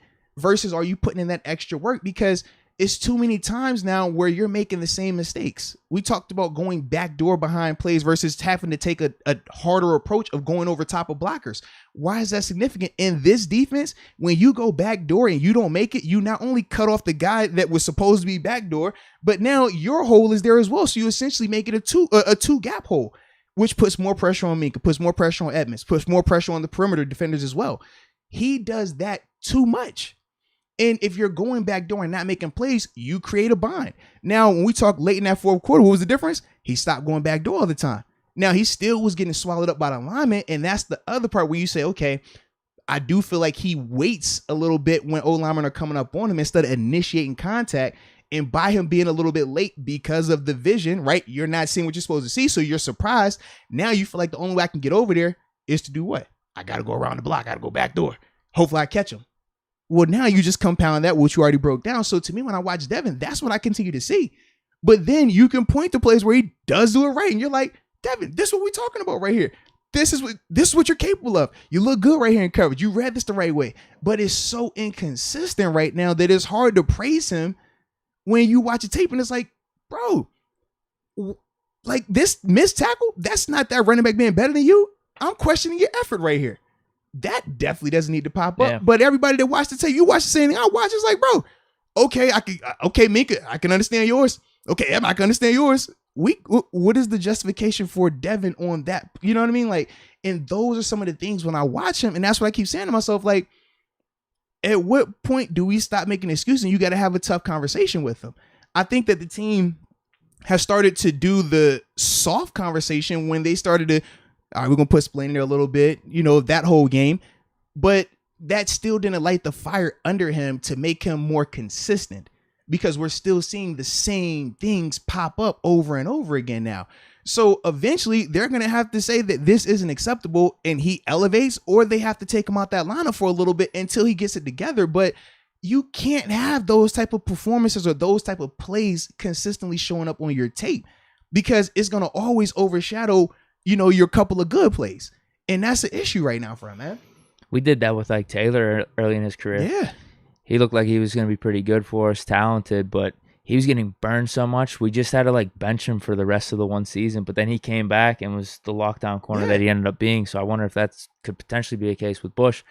And also with Devin, I didn't feel like we saw this in the first 6 weeks of last season. I thought he was really good in the run game. His main concern was just coverage against some top-tier tight ends that have some speed, and we saw that happen against Amon St. Brown there. But that's kind of a tough mismatch. Ultimately, you do want to be in the right positions. You do want to make the plays, but I think you can give him a pass on that. It's these gashes in the running game that are unacceptable. It really was. At the end of the first half and the second half, how they were able to run all over us. And if you're saying Devin Bush and inside linebackers are a big part of that, it can't be the case anymore. Because Goff was terrible. He was inept. And the other thing is this, and like I said, the reason why I said it's not just on Devin, because at times the outside guys, they lost contain a little bit. And that's why some of those runs were able to hit the perimeter the way that they did, going more downhill versus being more flat, right? When those guys on the perimeter, in terms of, you know, TJ, Alex, corners especially too, and when it's their time to set the edge, because in our defense, multiple guys are going to be in those positions, you want to make that ball go go east and west. You don't want that thing going north and south, especially on the curve like that, because it puts everybody in a bind. But at times that happens as well. And that is highlighted though when we talked about like Devin going back door, because I know on one of the longer running plays, you can make up for it. His job is to be over top of that blocker, because now instead of that run being a 20-yard run, it's a 10-yard run. But because he goes back door, he essentially takes stuff out the play. Now, when everybody's looking for that extra line of defense, okay, this is the first group. It didn't work out. You're supposed to be the reinforcements. Where are you? You took yourself out the play by going back door. That's when you feel even magnified. And normal like fans aren't going to see that. But watching but like watching it and understanding the defense and how it works, how layered it is, it's like, bro, that's what we call a secondary contain. You know, you're the first primary contain, but you're the second guy because you're getting over the top. And by you doing these things, you might think it doesn't hurt because they didn't run in my initial gap, but that's not your only assignment. And those are some of the things that it looks like he's a little too loose with the backdoor stuff. And it's no different. I mean, even Ryan Shazier dealt with this early in his career. Shea would go backdoor every single time. We'd be like, Shea, you're killing us when you don't make the play. When you make it, it's great. Tackle for loss, we're going to high five you. Everybody goes nuts. But when you miss, when you get blocked, if you're a second late, the rest of us are killed. Like, we got to do over and above to like make up for it. Right. And with Devin, it's like he hasn't had that switch flip just yet to understand, like, all right, I'm hurting y'all a little bit more than I'm helping y'all. For every one of these that I make, the 9 that I miss is killing y'all. Shea took him some time, but he figured it out, and that was the difference for him. And he also, his study habits changed. He went from being a guy that was studied to a guy that was like, I don't want to say obsessed, but like a football junkie. Cooking up in the lab. Yeah, and you could see, like, when you would watch him, you would see how pre-snap, okay, if I know this guard has a good angle on me, and one of my weaknesses is my strength at the point of attack, I don't want to stay back here in my traditional alignment because it's going to force me to backdoor this. By forcing me to backdoor this, that's going to hurt me. That's going to hurt this defense. So what did Shea do? Shea was, okay, I'm just going to cheat over. If I cheat over, I'm more than fast enough to get by this guy now. And I'm still going to be good on my side. Those are the things that, when we're talking about Devin Bush, and his like you said, knowing the variation, he's going to have to progress, right? It's not just enough knowing your assignment. I can teach you the Steelers defense inside and out. You can know your assignment, but it's not just about knowing your assignment. It's also about knowing the strengths and weaknesses of the defense, the strength and weaknesses of each call. You don't play cover 3 the same way you're going to play cover 4. You don't play cover 4 the same way you're going to play cover 1. You got to understand that. You also got to know as the middle linebacker, because it's the quarterback of the defense, what are the guys in front of you doing? Do they have a game plan? What do I mean by a game? Well, not every, like you think pass rush stunts when we say games, right? Well, you got games in the run game as well. It's like same with blitzing. You got run blitzes, you got passing blitzes, right? Well, if you got a stunt in front of you, if you're Devin, you got to know, okay, this might be a situation where TJ is crashing down hard. Why stay over here with this guard when I know I'm going to need to be out here outside this tackling tight end? Cheat over half a step. Those are some of the things that we're talking about film study, just above the neck, thinking the game through. That to me is what Devin has been lacking, because athletically, man, the dude's healthy. You watch him, man, he doesn't look a step slow. His shuffle isn't altered. So all of the knee parts and the knee concerns, that on tape shows that that's not an issue. But to me, when I see him overrunning, when I see him taking bad angles and effort related stuff, to me, that's a whole nother issue than the knee.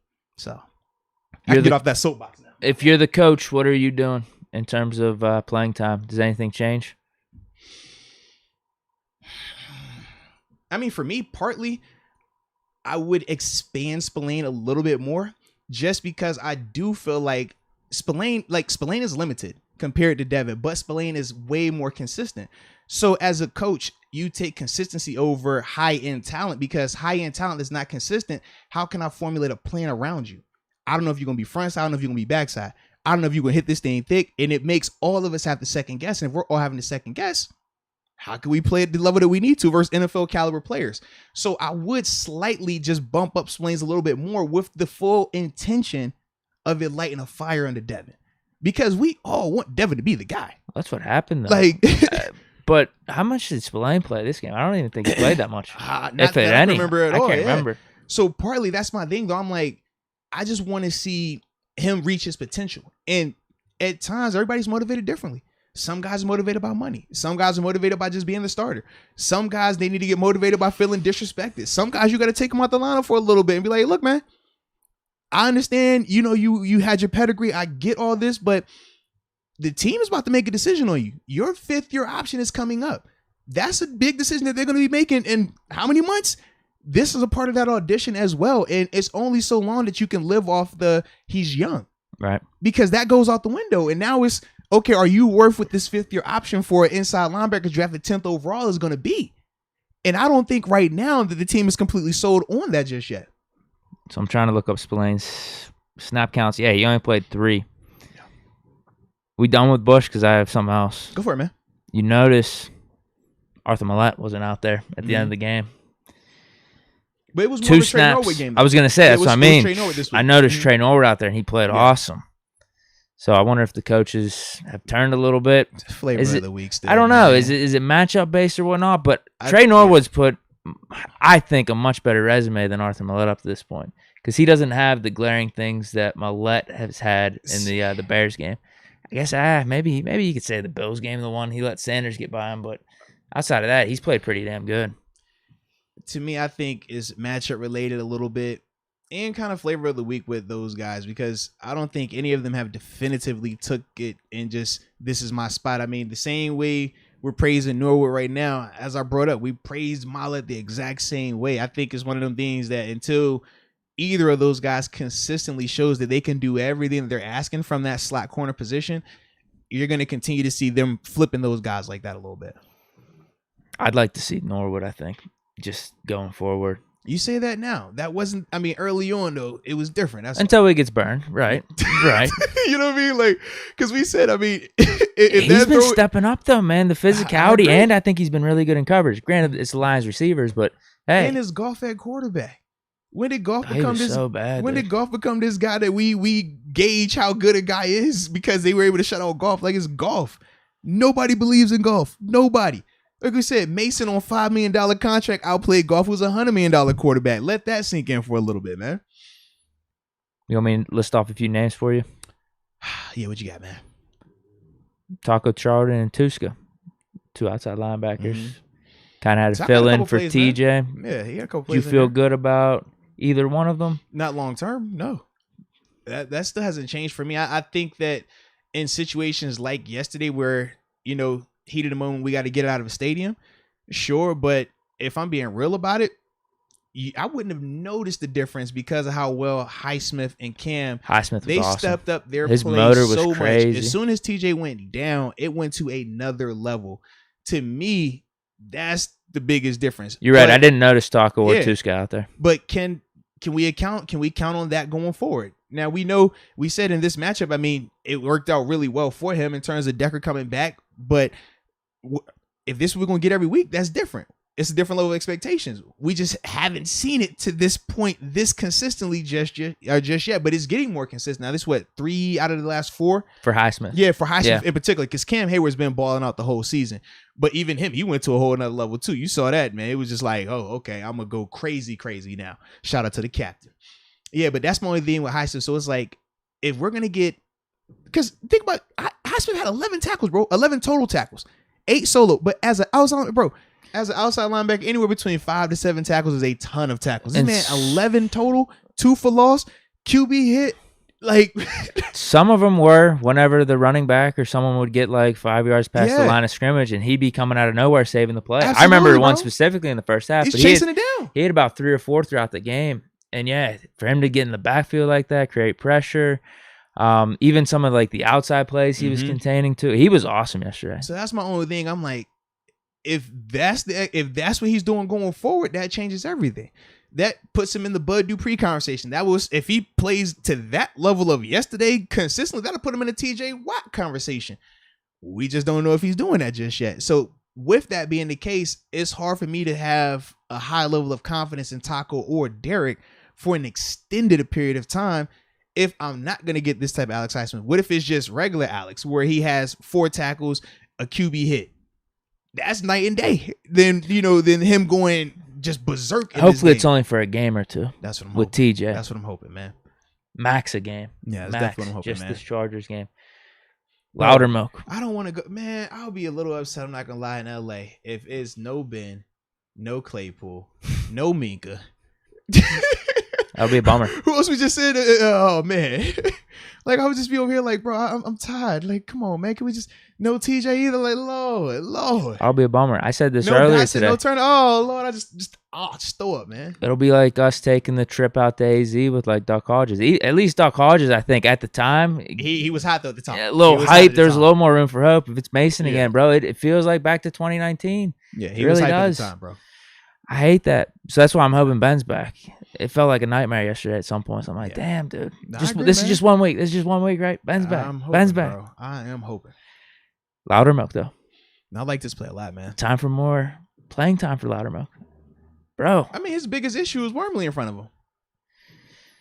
Yeah, what happened there, though? I saw it was him and Hayward out there at points. Yeah. I know Bugs gets some playing time. I was thinking, he's just replacing Bugs, but I guess you're right with Wormley. Mm-hmm. Could he play the Bugs role? But it looked like almost we were playing like a 4-3 type of stuff late in the game. We play a ton of 4-3. That's our like sub package ball, but we can only do that when we're able to control the line of scrimmage, because when you go 4-3 because you're bringing in the nickel corner, who's more for coverage, you put a lot of responsibility on your inside guys in terms of being able to, number one, cover, but number two, hold up and be stout against the run. Now, because of how Cam and, like I said, Highsmith and Loudermilk, when they were out there, how physical they were, especially in that second half, that allows you to do a lot more of that. But when you do that and those guys aren't completely dominating the line of scrimmage, it can get bad because you're always going to be short numbers wise. Right. You know what I mean? You're always going to be a man less in the box, and that extra defender is the nickel corner compared to it being an extra D lineman out there, right? So, yeah. Okay. Does he have a chance to overtake Buggs? Would you even want him in that D tackle spot? I personally like him better as the. What about over Wormley? I don't like him over Wormley right now. I understand like the excitement about him, and I'm very excited for Loudermilk. I just think like, what's the purpose of rushing him out there when you don't need to? He's excelling in this role. It's a difference between a guy coming in playing a limited amount of snaps versus the guy having to take the lion's share of snaps. It just is different. And that's my only thing with a young player. If I don't have to throw him out there, I don't want to throw him out there. I want to let him groom. It's only a 1 year thing. So you're going to get all this. And then from there, you go out there next year. Now you're the guy. You're ready to take off.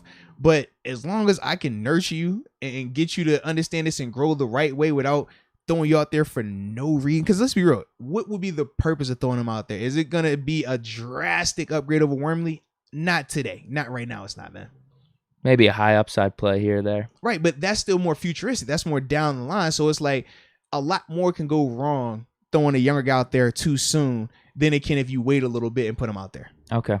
So the time's got to be right for him in these certain games, and it was working yesterday. Yeah. Okay. How are we doing on time? Can I throw out some more? Yeah, couple go ahead, more man. names? We got to lose one more time. My man Edmonds, I thought played pretty good. Edmonds, man. Really good. Edmonds, man. Had some nice tackles. I thought he was good in coverage. Edmonds, man, he's the he just suffers from the draft spot, man. If he's a second round, he had 2 bad games this year or something, but I think his overall career up to this point has been pretty solid. I would agree. I think it's definitely worth bringing him back. But he's always going to be viewed differently because of the draft stats. No different than how we talked about Devin, but Devin to a higher extent because of what we gave up to move up to get him. Whereas at least with Edmonds, people felt like in the draft it was a reach at the time. So it's just a little bit different with him. But because he's a first rounder, people just want turnovers from the safety position. They don't necessarily enjoy just short tacklers or guys that just do their assignment. But I don't think that's all in the safeties. Our cornerbacks need to catch some of these balls. I agree, but you got to realize not everybody thinks like that. You know what I mean?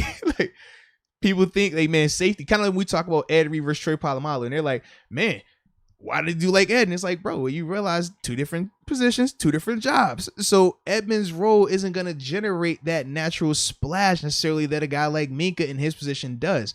Now, if Edmonds was doing that, well, we'll be talking about Edmonds as Troy Polamalu. But there's a reason why it's only one Troy Polamalu. Not a lot of box safeties are doing those type of things, man. James Pierre. I like your boy, man. Hey. I like your boy, man. He's still holding on, man. He's doing his thing, man. Yeah, I thought the cornerbacks played good. Granted, I mentioned earlier it's the Lions receivers, but they didn't do jack shit. The only big play they had was the Amon St. Brown crossover the middle against Devin Bush, really. Everything else was like little screens here and there. Couldn't do anything. I think, Pierre, physical. And he was good in coverage. He didn't get burned. Granted, he didn't go up against Jamar Chase or Cortland Sutton. Thing. I'm like, man, this is the Lions offense and their Lions receivers and quarterback we talk about, man. Like, they weren't even good on paper. At least when we talk about the Broncos, remember it was like their D-line versus I was like, yo, on paper they good, but they not nice like that. We couldn't even say that the Lions on paper was good in terms of receivers and quarterback. So even though I am excited about what our secondary did, I do kind of take it with a grain of salt, just in the sense of, dude, golf look bad, bro. That offense at time, outside of their running game, bro, their offense looked terrible. If it wasn't for the running game, their offense is terrible, bro. Like, did you ever feel outside of them running the ball that they could threaten us? Like outside of something stupid, feel like, no. Like, I just feel like if it wasn't for like a PI or something like that or a penalty, missed tackle. Yeah, I was like, I didn't think that they could do anything. Now, who would have thought it would have been more than a couple? That's what we need to get the stats on. How many missed tackles we had yesterday's game? Because it seemed like a lot.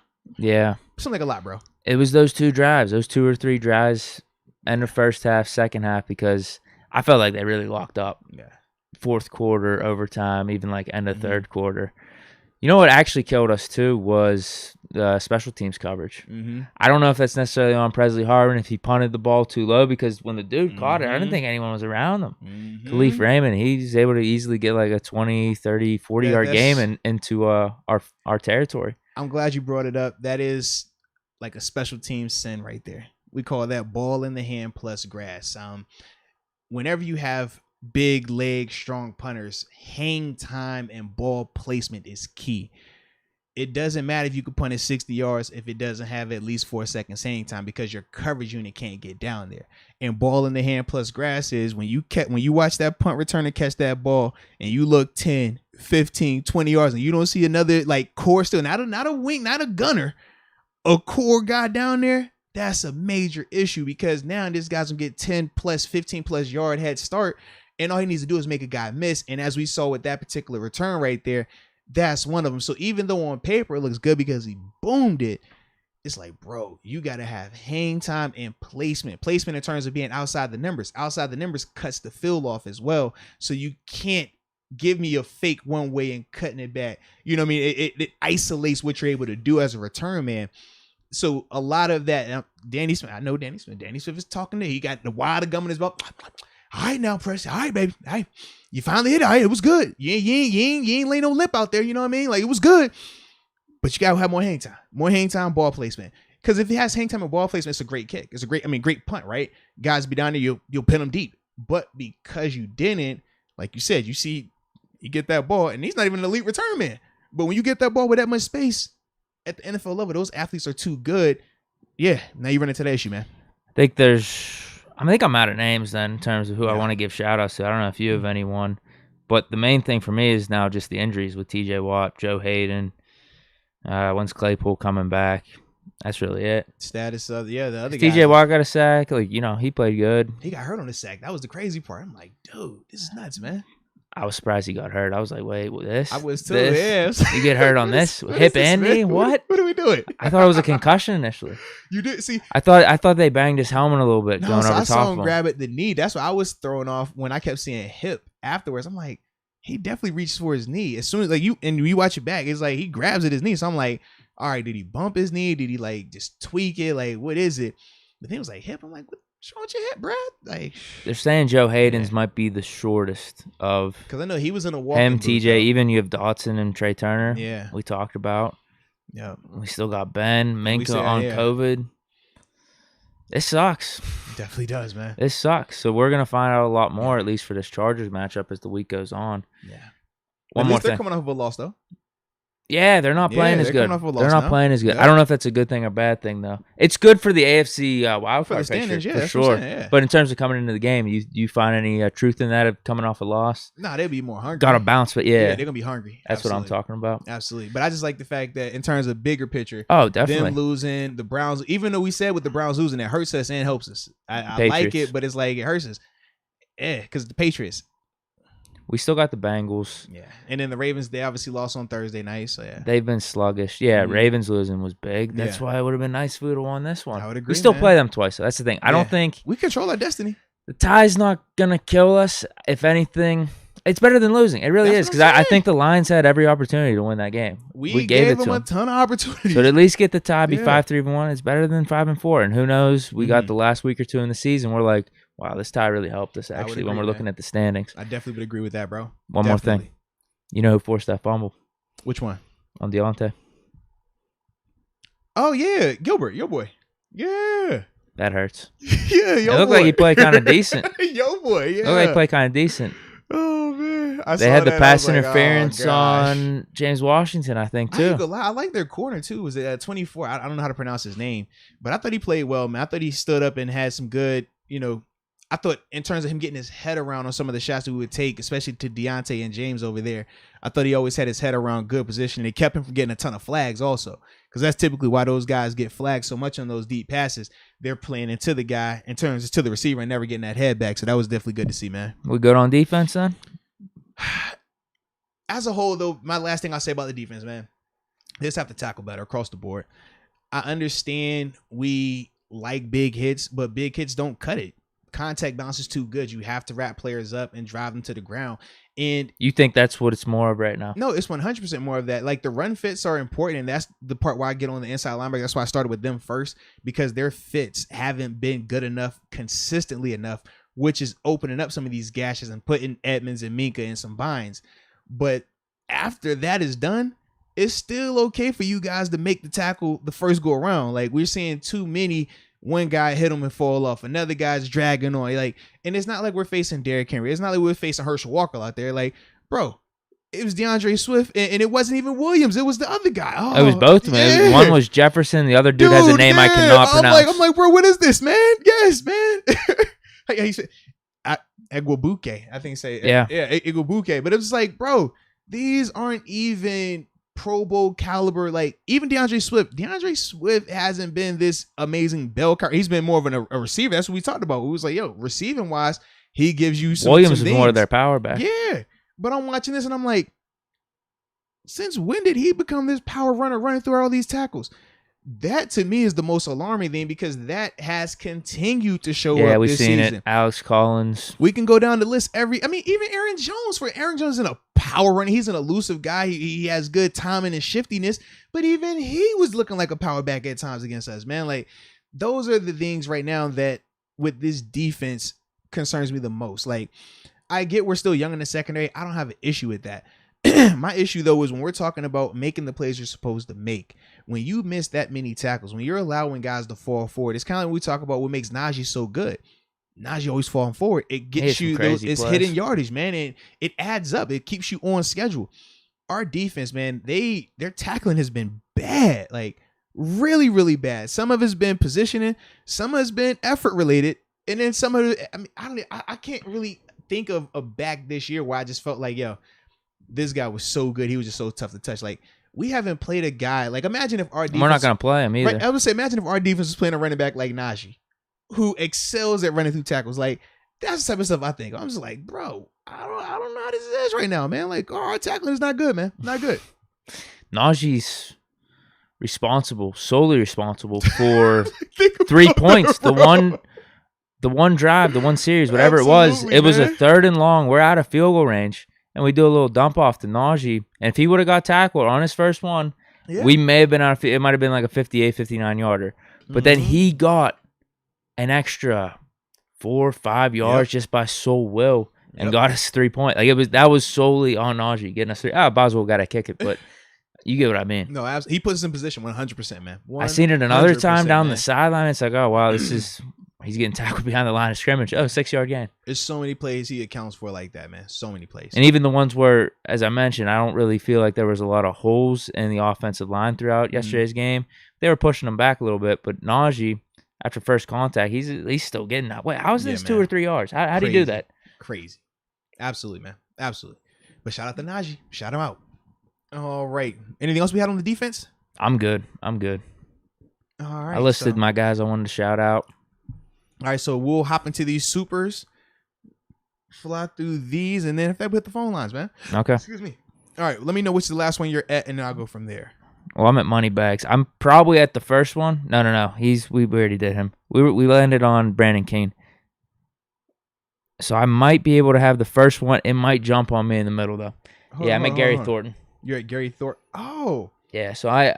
Hold on. Give me a second, because I got to make sure Gary Thornton didn't come through twice. Just checking him real quick. No, I think we're should good, be him. bro. Yeah, we're good. Heck yeah. It might jump on me, though, so you got to keep track here. Don't let it jump on you, bro. We'll see. Today, I'll try my best. Keep it from jumping on you. Gary Thornton, I just wanted to join y'all for your tailgating party for the next 2 home games. What's that? Would that be Baltimore and the Titans? Baltimore's going to be in December 5th. Yes. Hopefully everyone's healthy by then. Please. But no, that's going to be a vibe, man. Definitely pull up for that one. Micah Emanuel. Next year's draft needs to be defensive dogs. GTLTT. Guys that love to tackle. Middle linebacker, defensive tackle, strong safety. I think we could stick. Edmonds likes to tackle. He's a good tackler. Edmonds is probably the best tackler in our secondary. Like, he's like that, bro. Did you see a couple times? Like, I don't know if it was solely first half, but we threw him at the middle linebacker spot a couple. I saw Norwood out of safety. Yeah. I saw that. But remember, they did that a couple of times earlier in the season too. When we talked about Bills. Norwood, and we were like, They're putting him at safety, but the difference was they left Edmonds back deep and had Minka down in the box. Yeah. I wonder what they'll be doing for this game. I don't want Killer Brew out there. I've seen enough of him. Chargers. Well, now we talk about the test. This would be a good test for our secondary. Well, I would like Minka to be out there. I would too, but I'm just saying in general. I would like the test to be with Minka. Yeah, as much as we're high on our corners, especially coming off of this game, like this next game, you gonna get your chance. Cause Herbert, even though them boys have been a little inconsistent as well, and that's why they're on their skid, he's still gonna sling that rock, baby. I'd like to see what we do if we don't have Minka, though. Are we gonna have Norwood, Edmonds? I think it probably go Norwood, and then we'll go Pierre, Sutton, hopefully Hayden. This is maybe bullshit, man. With these injuries, man. All about Hayden, dude. This is bullshit right now. But I wonder, this is unbelievable. But I wonder with Minka, does that open the door for Carl Joseph? Oh yeah. Good See call. what I'm saying? Because that was kind of what I felt. Even with Banner getting the helmet, it was on the cups or on the heels of Ben getting the COVID, so it just opened up a spot. You think it'd be better though if we did Norwood safety, Joseph then slot? Or we just stick with Marlette? No, me personally, I would probably go Joseph at safety. I'll go Joseph at safety. Joseph Norwood at safety. Edmonds no. out. Edmonds still out. Edmonds still in there. Absolutely, Edmonds still in there. I want to take Edmonds off the field, man. No. He's still in there. I'm saying you put him up a little bit. No, I don't want to do that. Bump him up. I would move Norwood because Norwood's been the guy who's already been moved. Like, I don't want to move around a ton of guys along with bringing in new guys. So you're saying Joseph in the slot? No. What I'm saying is Joseph, because he's a safety, put him back there as safety, right? Him and Edmonds, you figure out how y'all want to work that, even if you're switching who's in the box and who's deep, right? Keep Norwood in terms of being at the slot in that role, because what happens is this: if you put Edmonds predominantly in the box, right? Now he's learning something new. His fits are different. His coverage responsibility is different. Then you got Norwood, who hasn't played 4 quarters as safety, right? He's been flip-flopping a little bit. So now we saw that in the preseason. Then you bring in Joseph, who's been in meetings. He's been on the practice squad, but it's a different level of communication. It's a different in speed and intensity that goes with it being in game. And you're talking about 3 guys at 3 positions where one mistake is a touchdown. It's not like a D lineman where, hey, man, he's out of his gap. We got a safety behind him. It's not like one of these inside linebackers, they fit it wrong. You still got 2 safeties behind you. If your safety is wrong, boy, we in trouble. It's kind of like if a corner slips. I mean, you saw that in the Pitt game, Pitt UNC, right? Corner slips. It don't matter what the rest of the coverage was, what the rest of the defense was. Is that what happened on that punt? He slipped. That's why it was so wide open. That's what it was, yeah. Absolutely. He literally was backpedaling, and when he went to transition, he slipped. The commentator was like, oh, the field, man, they're going to change it this weekend, and they're actually changing it today. But, yeah, that's what it was. He slipped, and, he's wide open. Can't have that. So that's the only reason why, for me, when I'm talking safeties, I don't want a lot of moving pieces, because all it is one guy not communicating or thinking he heard, or, oh, what was that hand signal? Hold on, I just got here. Touchdown. And especially knowing, I'm not even going to keep saying this, because I might mess around speaking to it's talking about like with the guys that may or may not be available to us on Sunday. Yeah. It's just like, I don't want to open us up to that. Just say, yeah. But I do think I would, though, if Minka's not going to be available, I would like to have Joseph out there, because I'd like his veteran presence, playmaking, toughness as well. Like, I do think that would help, but only, in a role where it's not going to affect this guy, and that guy. Sure. I get what you're saying. Xavier Cunningham says, Moats, let's be real. It wasn't enough. 4 drives with half field. It's on coaches too. The laser to Deontay and Ray touchdown ends the game. Dwayne QB2. Okay. What laser to Deontay? What's he talking about? It was a throw late. It was, I think, 4th quarter. It was a slant route or an in-breaking route. Yeah. Where he just stood back there and just threw it. Yeah. But I will say this, man. He hit his one hand. Yeah, but I'll say this, man. Going back and watching it, the Lions' coverage, I feel like they blew the coverage, and it affected not just Mason, it affected Deontay in his route as well.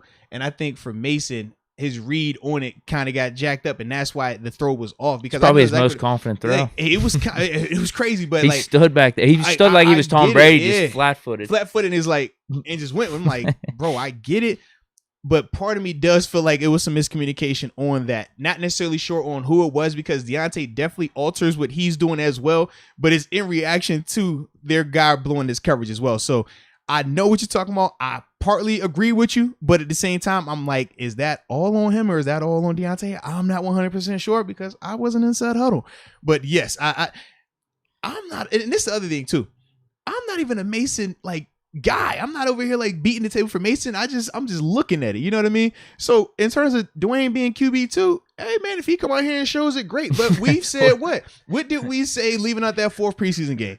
We said this was Haskins' audition to take the spot. This was Haskins' audition to move in front of Mason. And what did we both say when we came in here the next day watching that game? We said we could not say that Haskins was the number 2 quarterback because he didn't definitively take it. He had the opportunity. Everything was laid out for him to do it, but he did not. So for us to sit here now and say he's QB2, I can't say that just yet, baby, because he had those opportunities and didn't take the most of it or didn't make the most of it. Did you see the report with Haskins?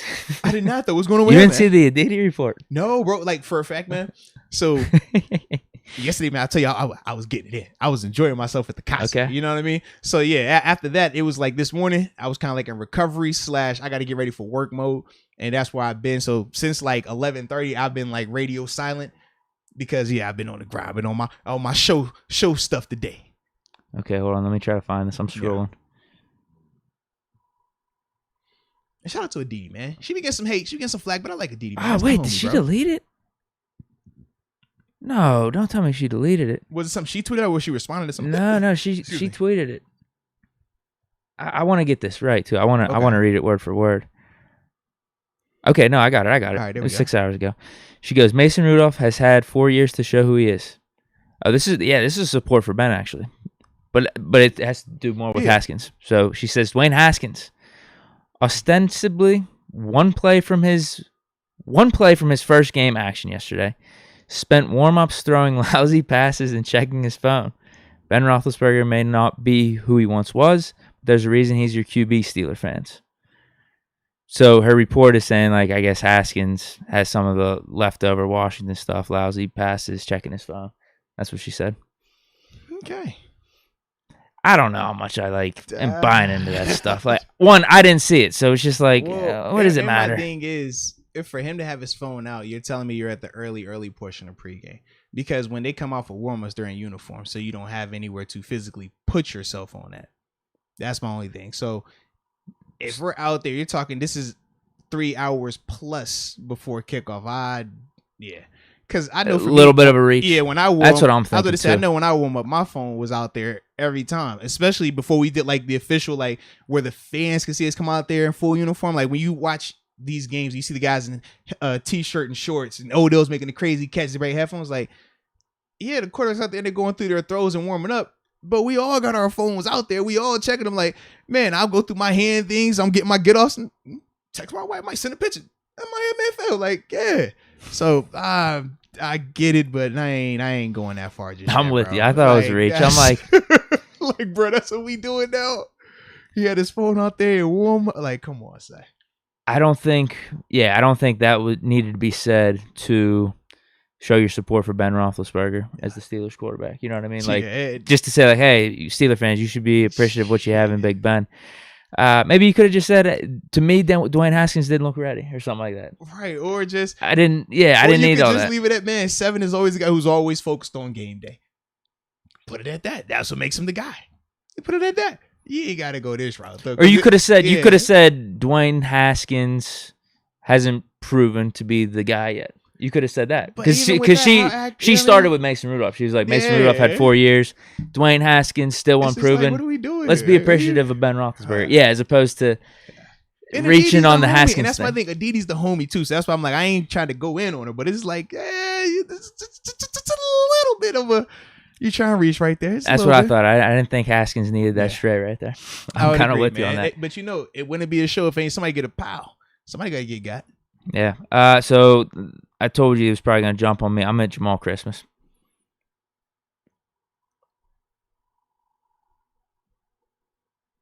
Oh! Yo! What did you do? I told you to. Oh, man. All right. You want me to give me your computer? All right. That boy said he's a Jamal Christmas, Lord.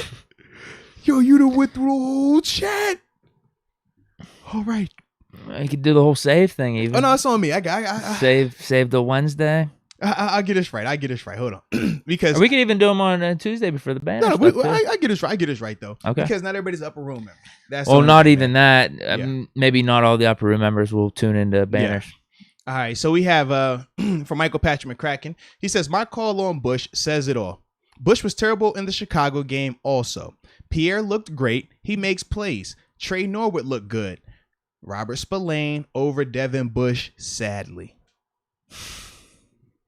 Yeah, we did say some things. I just want some plays to be made. If it is Spillane, whatever. I'm gonna hold my hat out still for Bush though. Yeah, I'm gonna stick with him. I like it, man. I like it. Whew. It's been hot and heavy on my man Bush today. Lord. I'm just so torn because I'm like, I want to be biased because it's 5-5, but I'm like, at some point we do gotta like just look at it and call it. So yeah. But he will get right. Hopefully this is the week. All right, we got Barilla92. He says, okay, I admit that Bush isn't looking good. But did you guys not see Schober running into a soft block and never getting off that block? Shout out the orange badge. Nah, man, major shout out the orange badge, man. It is a clean look right there. I mean, who knows? I mean, I put on my orange hoodie because your orange badge. Yeah, I did this on purpose, guys. Just roll with it. But I do know what you're talking about for Schober and getting off of the block. I just have a hard time calling out Schober if we're going that route. Because you're saying his bad plays are minimal. In terms of getting off of blocks, especially. Like if that's the rule, or in terms of how we're going to critique Schober, can you get off a block or not? I don't think we want to do that if we're making the case for Devin Bush. That's my only thing. Because he struggles a lot with once an old lineman gets up on Devin, he struggles a lot getting off of that contact. That's my only reason why I don't necessarily want to go that route when we're talking about Schober and trying to make it one way or make one person sound better or a little bit, more elevated in their play. Because but I'm with it though, man. I'm still optimistic on Devin. You think it's a Kendrick Green effect? And this is why I'm so surprised is that I didn't think this was Devin Bush's problem at all those first 6 games last year, even just really a thought throughout his rookie year. But he's like undersized for that position a little bit. Well, he is. But at the same time, I would say there are other variables. You're not having to it. No Bud and TJ or TJ and Highsmith. That does play an effect. No Tyson. That plays an effect. But you're not the only team that has injuries. You're not the only player that is playing with guys that aren't available, that are hurt. Those are, ways that we can seek comfort. And that's why, Coach C, he's big on that phrase, seeking comfort. And that's why me as a former player of his always brings it up, because if you are always finding reasons to justify why he is not making that play, why a player is struggling, then you're never going to progress forward. You're never going to have any of that natural growth. You can't have that growth without going through some growing pains, without having difficult conversations, without having to identify. It's no different like if your dog has an accident in the house. Like, bro, if you just wipe it up and allow your dog to think everything was good, you think that dog going to change that behavior next week? No, he going to go right to that same spot because he thinks everything is fine. Eventually, you got to do what? You got to say, hey, doggy, listen, your face, that's you. That's not cool. Unacceptable. Fix it. And then going forward, that dog understands that and they adjust their behavior. So when I think of Devin, I'm not saying that he's a dog or a cat, because I know how people feel about that situation. I'm not saying he's either or. But either way, he has to understand that the status quo currently isn't good enough. And that's the biggest thing. Once he understands that and that fire is lit under him, I do think he can tap into that potential that we've not only, are hoping he has, but we've actually seen it. I can point to multiple plays, even this season, where it's like, hey, even last game, he made some plays. But it's just because of his negatives being so negative and the amount of them, it just changes your perception of him as a player a little bit right now. All right. Next up, Black Lavender. Shout out to Black Lavender. I even suffered from ED last night, and I'm pretty sure it was because of the game and not the whiskey. I did not know he was going to have some Eric DeClaven last night. Lord, man. Dang. Sometimes I suffer from Eric DeClaven too. I mean, he come in, he start talking this 7 bin stuff. I be over here like, Lord, are we doing this again, bro? Like, Lord, make me get limp too, man. So I can totally understand that, Black and Lavender. I hope your situation gets rectified, in a hurry. That was hilarious. All right. Then we got Darnell Harrison. Darnell Harrison says, hey, fellas, keep up the great work. But man, We need at least one thumper, big body inside linebacker on those big runs. Showed it there. We were super hesitant. Spillane's that guy, huh? Yeah. At least on our roster right I did see people bringing up Vince Williams in the chat. I was like, what's the homie Vince? Are you still interested? You know? Nah, I mean, because he retired. He was like, I changed my mind on y'all. Yeah. Yeah, it wasn't like, because we had cut him, but then we brought him back. So, yeah, he changed his mind. He was like, yeah, I'm out. We wouldn't have brought in Schobert either. Yeah, I agree. It would have been Bush and Williams. Yeah, he probably helped the run game a little bit. No, or it would have been Bush and Spillane. Well, because that was going to be the move. Oh, it was. Yeah, I think that's why I end up second guessing it. But I think that was going to be the move, man. I think having Williams in yesterday's game would have helped a lot. I agree. Now, I don't know how much Spillane being in yesterday's game would have helped us too. Bring up some points, man. You get what I mean? Just because that's the only only thing that killed us. He played? Did it, or did you not? It It wasn't that many. Got you. It wasn't that many at all. Yeah. It was two or three snaps on defense. Got to get better. Now I see Aaron Heberlin. He's bringing up Buddy Johnson as an option. I don't know, dude. He said, I don't know. I really don't know with that one. For me, man, it just goes back to my younger player thing.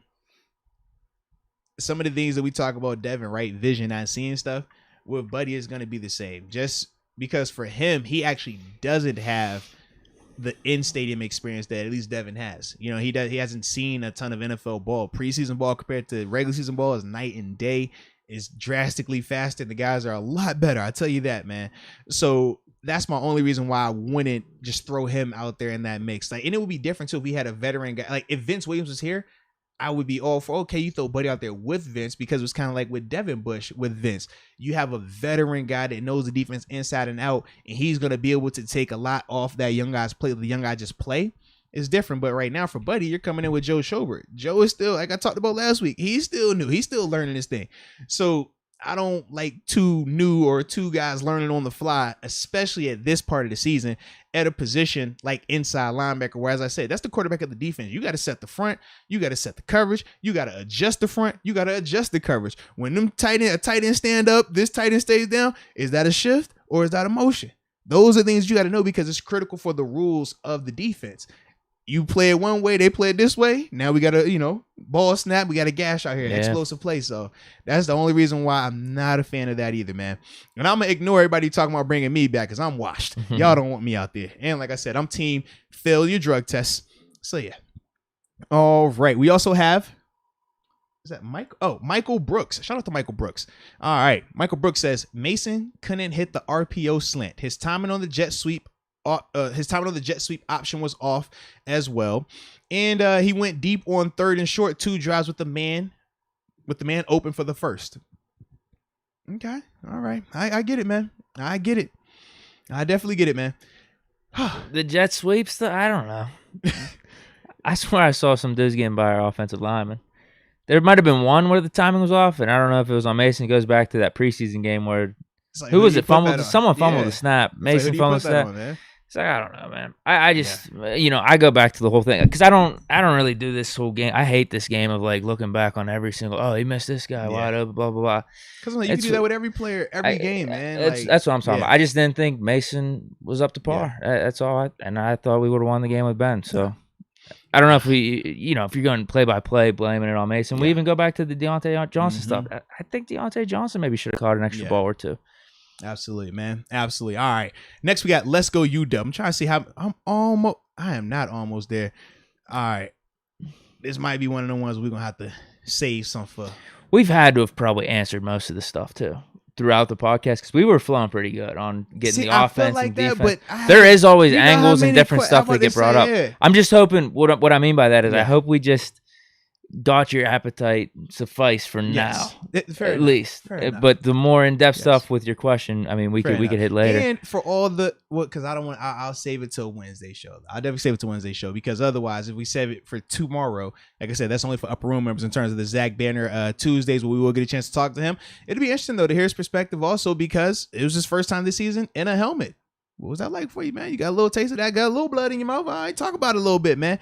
But yeah, we will be talking to Zach Banner tomorrow, as we always do on Tuesdays at 12:20. Just make sure you're upper room member. Make sure you got just set your alarm on your phone because we can't trust the YouTube people. Maybe it's they don't give us enough likes. Maybe that's why they don't send it out there like that. But either way, just set your alarm so that way y'all be good to go. All right, so I'm going to read a couple more of these. Then after that, I'll just take a picture of them. Okay. And we'll go because we have the phone line still. And I want to make sure we give them time. But I tell you, the phone line was crazy again today. I'm sure. It was crazy again, man. I'm sure. All right, here we go. Let's go, UW. Says, hold up, Moats. Brady has been just as bad as 7. Difference is Brady has a super team around him. I mean, I hear what you're saying. He's speaking to the choir over here. I hear what you're saying. I hear it. I get it. I love that AB listen, back man, here. AB's hurt right now. He's been out for how many weeks now? Him and Gronk, but they still got the super team. I get it. I get it. We're not going there. I'm with it, man. So yes, sure. I got y'all, man. Ben is better than Brady. All time too. I got it. Oh, so you're with Haskins then? You're with me and Haskins listen, on that. I'm just over here saying whatever the crowd wants to hear as it pertains to Ben. I don't want to upset the mob. Okay. You know how the mob is. The mob says, hey, he's the greatest because we said it. And if we scream it louder, then it has to be really true. Okay. We appreciate that. Yeah. I just, you know me, I'm not a big argument guy. I'm more of a whatever you say, and I'm going to just kick back and let my vibe be my vibe. So, yes. All right. We got BLK, Bully Mob Kennel. Shout out to Bully Mob Kennel, man. The bullies is fire too. Those are dogs, not real life bully people. You definitely can't beat no bully. Yeah. Am I a bully? No, it's a type of dog. It's like a like extra jacked up like muscle version of a dog. There, you don't want no. You barely want a regular dog, right? The bully boy, bully eat your whole leg off, man. Oh yeah, I'm not looking for any of those fights for sure. Yes, but BMK says in that game with 7's injuries, age, and weather, 7 doesn't catch those snaps in terms of the errant snaps, and with injuries to the line and wide receivers and bad D, I don't think the outcome is any different. Now, he did bring up a fact right there in terms of some of the snaps because we did see a year ago similar situation. Just the one in overtime, I would say. Yeah, but just in general, whereas Mason was showing off some athletic ability. I mean, he made some nice saves back there at that quarterback position. I think it was just the one in overtime though. No, he made. There were some bad stuff. I think Mason made some good saves in terms of just catching some of them snaps. Like some of them snaps all over the place a little bit, man. I feel like Ben gets those snaps though. It was just the one in that sailed over his head. I thought that would have been impossible. I ain't know, man. You never know. I mean, his hip hurt, his arm hurt, his chest hurt. His knee hurt. I mean, how you know? Okay. That's the type of different leadership that Ben brings. Those snaps are center cut. He motivates Kendrick on the sidelines. Just be perfect every time. That's what I mean. Mason, he doesn't have that I ain't got time to cachet. be jumping like that. All right, put it where it needs to be. I'm like, wow, man, he ain't talked to Pouncey like that last year. We might would have won that game, huh? If only he would have just gave. It was the first play. He wasn't expecting it. Yeah. He warmed up to. He's like, I don't got to talk to Pouncey just yet. Yeah, exactly. That's what it was. Okay, he trusted Pouncey. I got it, man. I'm with you, bro. His leadership style with Pouncey was different. There's no reason to be jawing with him or trying to talk him up before the game. It's like, Pouncey got this. I can respect it, bro. All right. Okay. You just watched the clock at 5:20. Okay. Hard stop, 5:20, hard stop. I'm going to the phone line. They give me 7 minutes to keep going through these chats. All right. Go as fast as you can. All right. That's what she said too, man. All right. Cam Lesson says, I'm going to agree with Deke here. No way we don't put up a touchdown in the fourth or overtime if we have been. I don't put all the blame on Rudolph either. All right. And then he came back and had another comment. He says, Rudolph needs to stop throwing it deep into one-on-one coverage on 3rd and short when we needed to involve Najee in the passing game in the red zone way more. Now, I do agree with involving Najee in the red zone. I think it was one of those goal line ones where we didn't even let him get a touch. I think we threw it like 2 or 3 times down there. I was not a fan of that, man. We had one that got called back. Yeah. I think another shitty call by the refs on that holding. That was kind of ticky-tacky. But then it was outside the framework, though. It was tough. I mean, I know I saw he had his jersey a little bit snap seconds. Like, bro. Less about the jersey. It's hand placement, though. Like, I'm saying how the officials call it. Here is fine. Guys will hold here all day. As soon as you're out here, they're going to so it wasn't the holding the jersey? Outside the framework. Always outside the framework, man. Man. Yeah. But then, the other one, that was the one we threw the dirt to Ray. That was on 3rd down. What did we do those other plays? I think he's right. I think we did a scramble out and threw it out of bounds. Mm-hmm. I don't remember what the first play was, though. That wasn't the James Washington on the other side. I don't think we featured Najee though. Yeah, we definitely didn't. But in terms of the one-on-one coverage on third and short, we criticizing it now, but we know our offense. That's been going on in Pittsburgh. Like, yeah, the whole model. We play beyond the sticks. That is definitely a Pittsburgh thing. Whether it was Haley, Fiechner, and now Canada, yeah, they will take their shots, man. Do we like it? No. Turn around and give it to Najee. But we've seen that. I can't put that all on Mason, man. All right, Terrence S. says, Mason getting these starts means buy Haskins, right? I don't necessarily think that. I think that this is just clear-cut audition, man. Show me what you can do in this moment now, man. This is your chance. I still don't think he's definitively proven yay or nay that you want to keep him around. Haskins or Rudolph? Both, honestly. I don't, but more so Mason because he actually got the one game this year. But yeah, I don't think either one of them have really definitively showed that they belong here or not going forward. It just is what it is. That's why we talking about your boy Kenny Pickett, huh? QB1, let's go. All right. Next up, Jack Lambert. Moats, you tripping, baby. Shout out to you first off for your contribution. We appreciate you. Moats, you tripping. 7 is 100% still elite. By the way, Mason deserves a year after 7 retires. We'll see if he wants to wait around, though. Oh, the true GOAT that's too long. Could go another few years as a Super Bowl winning caliber quarterback. Yeah, man, I didn't know where he was going. I mean, I think so. You agree partly with the statement, but not all. You agree not with the whole 7 Mason thing. Yeah, 100% elite. Having him wait around. Well, that's his call. Does he want to wait around to be in a potential competition, whether it's with Haskins or with a QB that we draft, Kenny Pickett or something? Yeah, but I'm not feeling that. I mean, I've said I think he does. Like, if Ben does decide to retire, whether it's this year or the following year, like, he deserves a shot, I guess. But like, this is another game, like, and that was more based off probably his last 2 games where he looked kind of decent. This is another one on his resume where it's just like, this is back to most of 2019, and I don't want this again. I thought he turned the page. I thought he would have actually played a little bit better than he did yesterday. Now, can we put into account, though, the fact that he got this call the night before the game, meaning the game plan was not designed for him, whereas in that Browns game ending last season, we knew as soon as, Monday hit, he was going to get the nod to start. So he operated that whole week. The game plan was designed specifically for him. All this past week, the game plan was designed for which quarterback? Ben. So I do think that also goes into his performance because it wasn't like it was designed for him. They pretty much made that on the fly. I'm seeing how the ball's coming out of his hands on some of these throws, though, man, and I'm not liking it. Fluttering, lollipops, not even the one in the dirt. I'm more concerned of, like, I swear this dude's open. This ball should be there, and it shouldn't be contested like this. That's what I'm saying. Cool. All right. I'm with it, man. I don't even want to go anymore. I ain't going to go down that list because then we're going to be here for another 3 more hours. So we good. We are good. All right. We got, shout out to David Dupree in the building. He says, are we doing stashes for LA? Because I think I'm doing that. Out there. I'm not doing my stash. I got my beard going. Probably going to buy the Just for Men tonight, maybe. Either tonight or tomorrow. Just for Men. Yeah.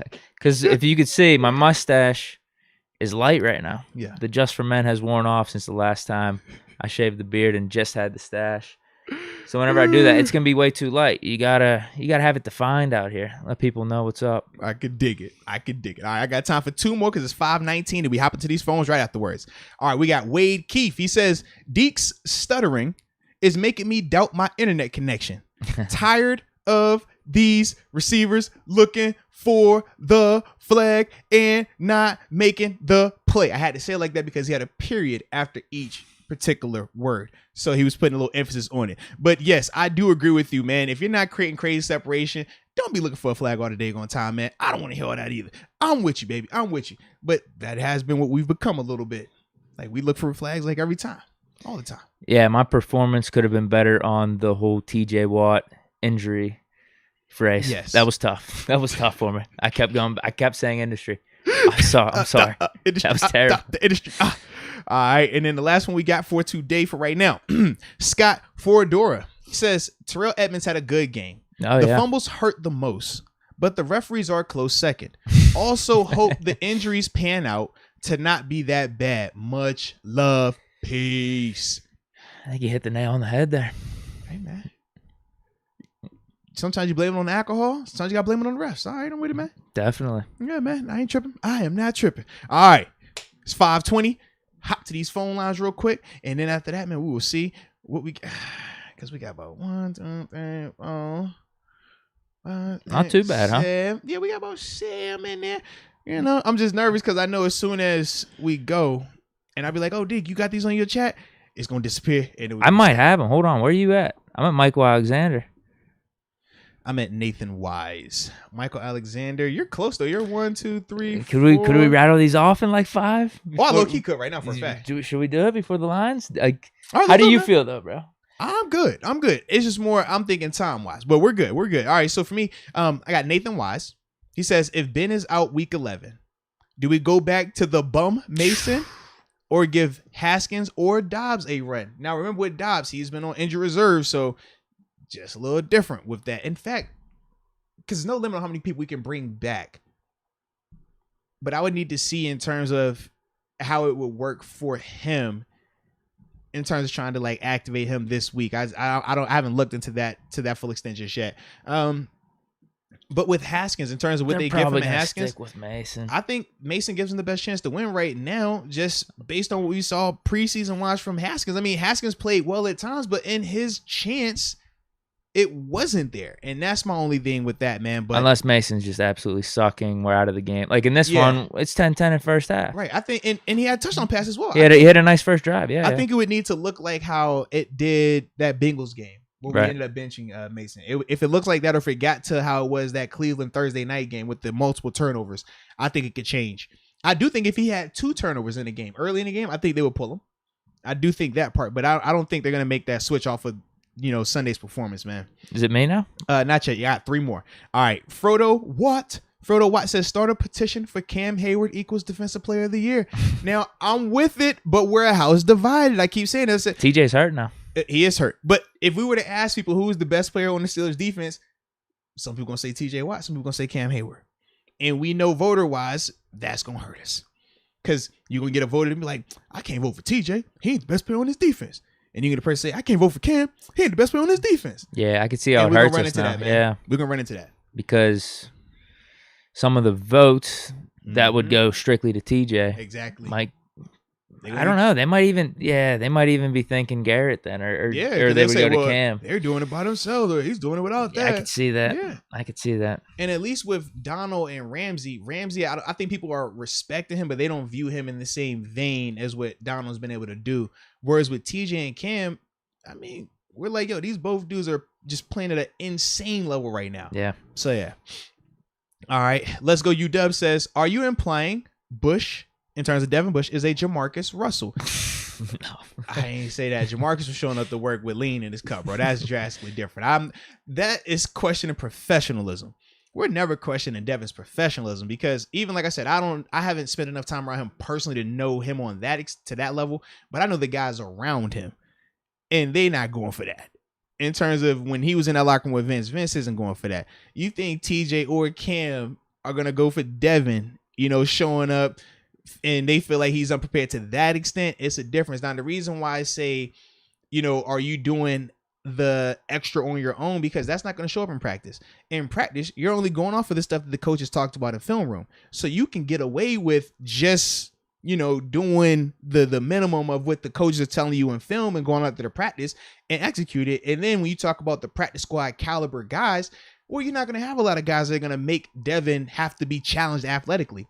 So even if his read is wrong, he's still going to be such a great athlete in a practice setting that it's not going to matter.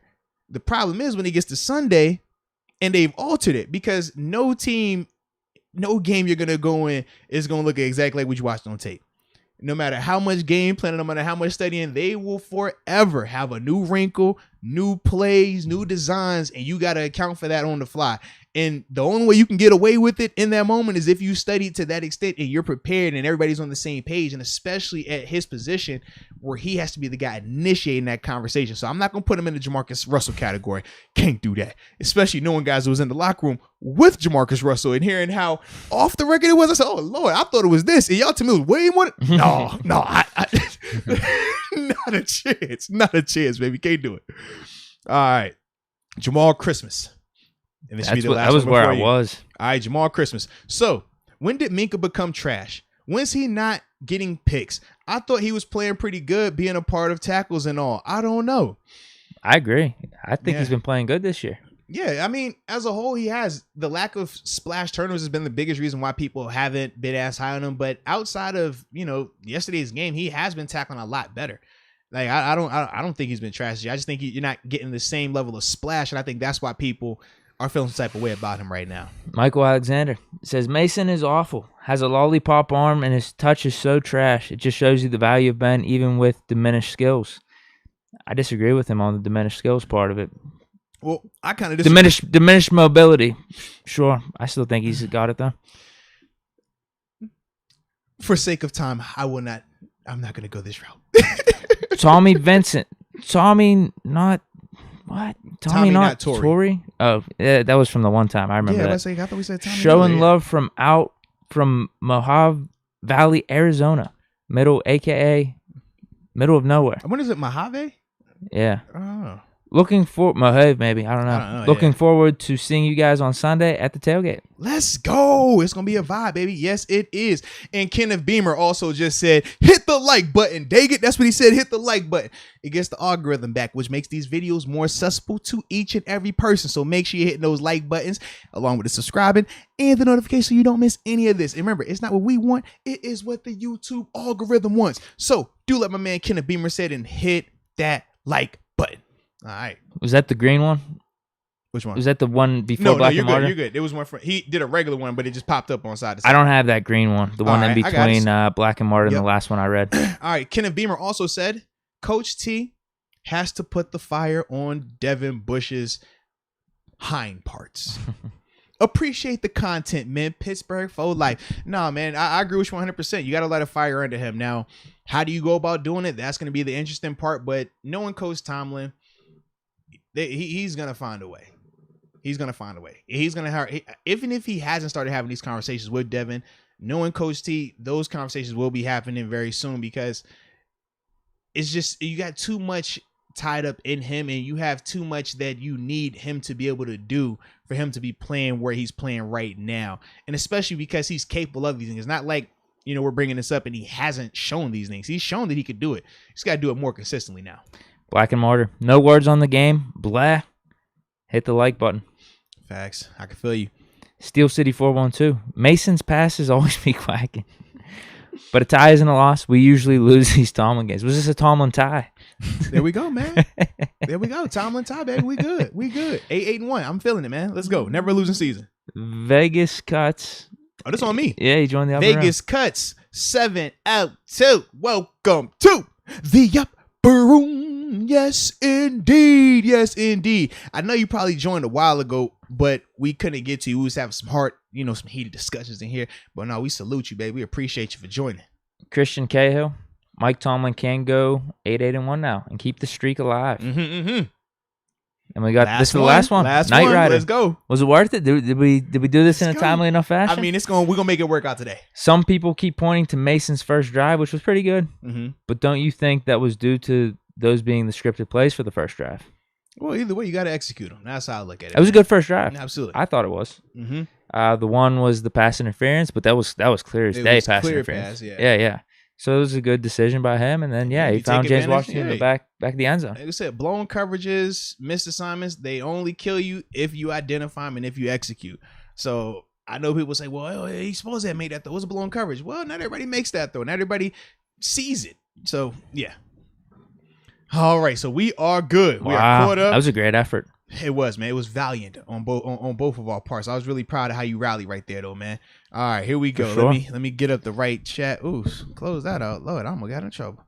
I ain't trying to get in trouble today. I mean, maybe I am gonna get in trouble. I mean, it's 5:29. All these people out here, they didn't see that Mr. Scarf, Mr. 13 inches. They don't know what's going on. I still can't believe you wild as heck. All righty though. It is about that time to get it off our chest. So Let's see who is going to be first on today's docket. I don't know, but when in doubt, you just hit one and hope for the best. Okay, hopefully there's no explicits in here or anything that's going to get us fired. All right. Here we go. Let's go. Oh, man, you ain't turn it up, man. Oh, my bad. Rookie mistake. Come on, man. You got us now? You good? Sure? This is like what would happen if you threw Buddy Johnson at inside linebacker. It would. You see the miscommunication right here? Like, bro, Yep. I'm over here looking at you like I'm TJ. Like, bro, come on, bro. Come on, man. Nah, I'm playing. What's up? This is Katie calling from upstate New York, little Cooperstown in the building, Baseball Hall of Fame. Had to wait about half an hour before I could call, but I just don't understand why we had to beat ourselves today. Mason Rudolph, not the answer. Big Ben, man, I didn't realize how much I actually appreciate you until we have to watch mediocre Mason play. 2 huge missed opportunities screwed up by Deontay Johnson and Pat Freiermuth. Man, I think Boz could have hit from there. They should have just let him kick. That's all I got. I'm just happy the Browns lost. Let's keep stacking W's and get right next Sunday against those Chargers. Peace. Yes, Deke, when TJ got hurt, I saw you on the screen and I was like, holy crap, that's Deke. All right, peace. Thank you. That's she didn't recognize or hear the 13. I'm just Now what she said about the Browns, I'm not thrilled with how New England's looking right now, though. I'm not. Yeah, New England's looking really good right now. With the Browns losing, whatever. Yeah. It's looking like they're going to be less and less of a threat for the AFC wildcard, I'm thinking. Because the like Browns, because I would say even with the Browns, they were, last place in the division right now anyway. So, 5-5. We already got the tiebreaker over them. We need Raiders to keep losing because they beat us. We definitely need them to keep losing. We got our chance again against the Bengals. Keep rooting for the Raiders to lose, though. Got to keep rooting for the Raiders to lose. That's what it is. Mm-hmm. Oh, man. Well, I had got this alert on my phone saying something about the Steelers. So I was trying to see what it was real quick. Is there anything good? Well, it said we had signed a 4th-round quarterback, but I don't know who it was, though. Really? Yeah. So I was trying to go through my phone like, yo, who is this real quick? Oh, Terrell James Pryor. Morgan. That's who it was. We just signed James Morgan to the practice squad, and we released nose tackle Isaiah Mack from the practice squad. So that was the move that we made. All right. Okay. Thought it was something special. Well, it was all right. Maybe Dobbs isn't ready then. You talk about IR stuff. Is that it? I don't know. Just insurance. I mean, that's nothing. But you're bringing a quarterback. Oh, man. What are we worried about right now? Is he not available this weekend? Who, Mason? COVID? No, man. Ben. I need that COVID. Get up out of him. Oh. I need him in LA. Could they have not made that move before this Sunday's game? I don't know. We'll look That's what I mean. Why wouldn't have they done it like a day or two beforehand? We'll look into it. But remember, we didn't find out about Ben until the Saturday, though. Yeah, it was really short notice, and maybe you are expecting Ben to be back in the Chargers game anyway. Yeah. That's why you wouldn't make the move. Yeah, dude, I'm not liking that then. I'm not liking that then. If that's the direction you're going with it, I'm not liking that. We shall see, though, but we're not going to go crazy just yet. We're going to keep getting it off our chest. Who is next? Let's find out. Moats, Deke, Michael Patrick, the Kraken, What's that? Albuquerque, New Mexico. COVID didn't kill me. I'm still kicking, so that's good. That makes sense. Hey, I made this comment on Moats on one of your Master Moats breakdowns, but I think you should go back and do a Master Moats on Devin Bush. This guy is like a Pop Warner player. He never makes any plays. He is always out of position. He gets blocked super easy. If you watch that touchdown, the first touchdown by the Lions, he literally took 0 steps. The center just goes over, stands in his way. Devin Bush does not do anything. I say Pop Warner, a play will happen, and the tackle will happen, and he runs over and acts like he's part of the play. That dude is never, ever in position. Never. I want Master Moats to break this down because I'm just telling you, that guy doesn't do anything. He has fallen off a cliff from his rookie season. All right, guys. Appreciate you. Appreciate your show. Have a great day. Let's go Steelers. Win this game. Bye. Appreciate the call. Man. Flamethrower my man Bush. Lord. Yeah. Threw the Pop one on him. Yeah, these headphones are hot right now. I gotta. Oh man, it's like Lord, my ears are burning, bro. I feel guilty. Like, oh man, he said, put a film session out on this. Michael Patrick McCracken, my Irish brother. You know how we get it in.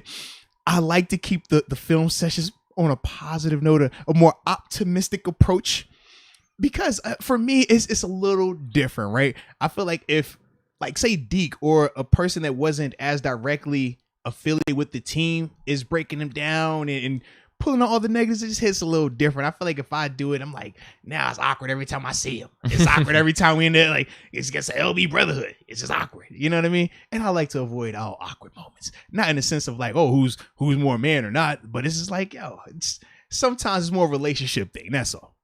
But I do get what you're saying, though. Deke, you dropped that film session, man. Yeah, you can get on that, man. It'll just be highlight reactions. Yo, what the heck is this, bro? What is this? Come on, bro. That's the problem, though. No one's putting out lowlights, so it would just be me reacting to highlights. Hey, you know what, man? That there's a niche. That's all I'm saying, man. Could be a market. Yeah, one of these accounts. Someone talked about highlight heaven. Someone needs to make lowlight heaven out there. Lowlight heaven. Or would it be lowlight purgatory? Oh, yeah. What would you call it? Lowlight hell, probably. Yeah. All right. Here we go. Time for another person to get it off their chest.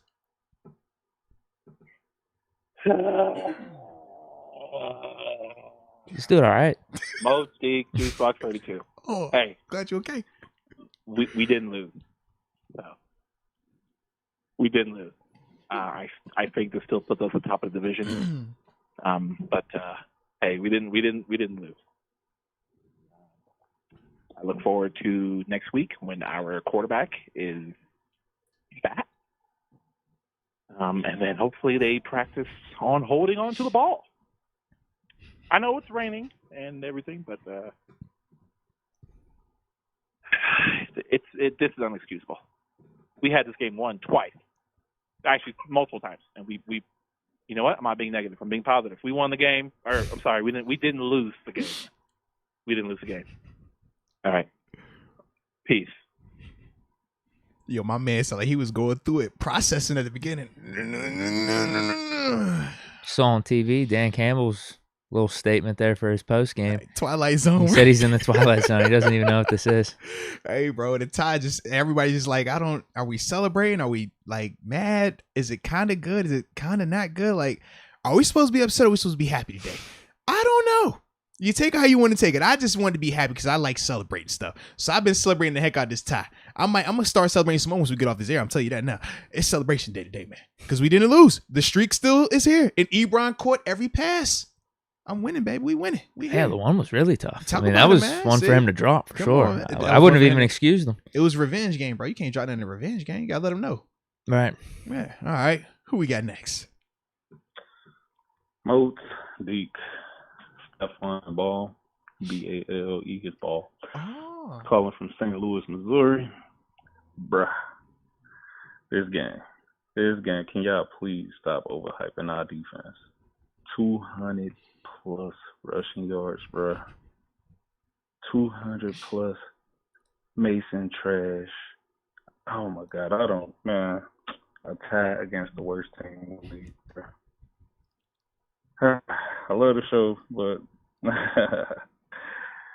hate this ending. But yeah, man, wow, ugly game. I don't know what else to say. Ugly game. Yep, I'll listen in later on tomorrow. Is this Victory Monday or Disappointment Monday? Let me know. Hey, we're trying to find out as well if it's disappointment or victory. Yeah, Disappointment Monday. I agree with that. It's kind of like a Victory Monday, though. I kind of like the victory part. You know? See the how we viewing this because it's a tie. You know? I view it as more of a disappointment, but the tie is better than the loss. I view it as more of like a great day because we didn't lose. The streak survived. No, we should have won. We should be 6-3. But we didn't lose, so we're okay, man. It's okay. It's better than the loss. You're right. It's all right, man. It could help us down the stretch. It could. As weird as it's going to sound. Or it could hurt us down the stretch. Still disappointed. More disappointed. I'm more excited about it. I'm excited going forward. We need to get healthy. It's like seeing a unicorn. How often do you see a unicorn, even if it was because you wrecked your car? Because I really think we had something good going these past couple weeks. It's still there, though. It sucks with these injuries. It's still there, though. We didn't lose. The streak is alive. We haven't lost in 5 weeks. Think about that. It's a good thing. It's a great thing. You got to roll with it, man. All right, who we got next? Let's go. Arthur and Deke. It's D.D. Smalls. Oh. Okay. Hey, man, I need your guys' help. I've recently become a Steelers fan in the last couple years. All right. And I need to know how to watch these games without having a heart attack every single time. It is difficult. And a tie? Are you kidding me? How un-American. A tie in the NFL? I can't take it. I enjoy your show, guys. And keep up the good work. Peace. I agree with him. I think the tie should be banned. Oh, man, I kind of like ties. I think it's kind of cool. Because it's like, yo, neither one of y'all deserve to win that game. So we're not going to reward either one of y'all with the victory. Y'all both go home and just think about this. Go sit in the corner in your room and let it soak. All right? And then from then when you come out, you decide if you want to be a winner or do you want to be a loser going forward. But you got to decide. Because yesterday, this wasn't it. Do you think either one of those teams really did enough to say, hey, y'all should have won that game? I think both of them teams decided they wanted to lose the game, man. I do. I'd have to think about that one. Because I do think we gifted them opportunities. And they gifted us some. Exactly. Actually, no, I can't. Man, in terms of them gifting us opportunities, I guess it's just the missed field goal. The dude chunked it. I think we gifted them way more down the stretch from what it felt like. If anything, we earned it with our defense and how we played. I felt like their offense was so horrendous at times. If we're talking about making the Lions one-dimensional. Think about that. It shouldn't have even came to any of this type of stuff, man. It's the Lions we're talking about, bro. Anywho, we got time for a couple more, then we're going to get up out of here. But Lord. What's good, guys? It's Jay from Houston. H-Town. I'm going to just get right to it. We need to cut Mason. There's no way he should ever start in a Steelers jersey ever again. I don't want to see him on a practice squad. I don't want to see him practicing with us. I don't want to see him anywhere on our IRs, nothing. He needs to be gone from the team, far away. We got to send him packing. We might have to put Bush in his suitcase because his missed tackles are killing us. Jeez. Say pack him up and put him in there too. Get you a 2-for-1. Mason and Bush. Oh man, that's rough. All right, last one. Hopefully this is a good one. All right, blindly clicked in this one. Hopefully there's no explicits. Hey, Moats and Deke. This is Grayson Brown calling from Fresno, California. Moats, I agree with you. I have no idea what we just watched. Interesting thing is, though, I looked at the stats before the game. Detroit and Pittsburgh were actually pretty close statistically. Just didn't expect our defense to give up, over 200 yards of rushing. So, yeah, sometimes these games happen. But, yeah, I have no idea what we watched. But definitely humbling for the players, and it should definitely be humbling for the coaches. So just got to see what happens next week. Here we go, Steelers, and this might be good for them. But humbling loss, win, tie, yeah, ridiculous. Anyway, thanks, guys, and keep up with good content. Peace. That was very fitting. I think the injuries are worse than the outcome. I would agree. The injuries are definitely worse, man. I mean, like I said, with the tie, it's not the end of the world. A tie doesn't kill you, but some of them injuries, if we're talking TJ extended period of time, Joe or Dotson, Trey, any of those dudes extended period of times, that could be very detrimental to us going forward, man. Yeah, and when you consider still uncertainty of whether Ben's coming back or not next week, what's Claypool up to? I keep forgetting Minka. Right, Minka got COVID too. Dude, it's nice, man. Yeah. That's all I got, though. Could get rough. All right, looks like we got go through these supers one more time. So if we got anything new over here before we tap up out of here. I think we have one just popped in. Christian? Yeah. Christian Cahill. You want to read this one? You want me to get this one? Sure, I got it. All right, cool. Let me get back to it. Just bought your book for my dad. Trying to help his dad be a better guy. Man, for Christmas. Very excited. Man. Go Steelers. Nah, man. Appreciate you, Christian, man. I hope your dad enjoys the book. This book's right here. Moats Theory of Life, man. You get it at moatstheory.com. Great stocking stuffer. Great for anybody, all ages, man, especially, teenage to about 70. It's a good wide range right there, man. But nah, man, most stereo life. Appreciate you for that, Christian, man. From the heart, man. From the heart. All righty. Got anything else? I'm good. All right. So I guess updates then. Like I said, we got Banner Tuesday tomorrow, 12:20 right here on the channel for the members. Remember, you got to be a member to be a part of the live call where you can ask some questions, man. But I do recommend setting your alarm at 12:20 because clearly the notifications have been a little wacky as it pertains to members only content. Other than that, man, for everybody else, we will see y'all on the next live, which will be Wednesday. All right. So if you're not on the upper room call, wait. What you got? Jacob Malaysia says broke the streak. Oh wait, this no, the tie? He didn't break the streak. It's He's not right a there. loss. The He's streak right there. is real. Shout out. Absolutely, Jacob Malaysia. Well. There We're you go. good, man. Okay. We ain't lose. Streak is alive. Okay. Absolutely. Keep it going. Yeah, Jacob. So that means you got to be locked in here now. All right, baby? Sorry about that. Stick with us. We good.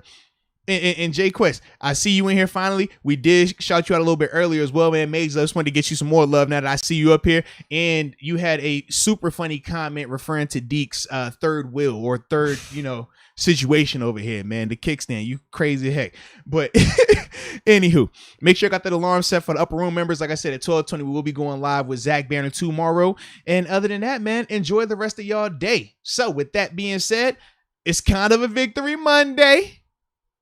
It's kind of not a victory Monday. But either way, until next time, baby. Peace.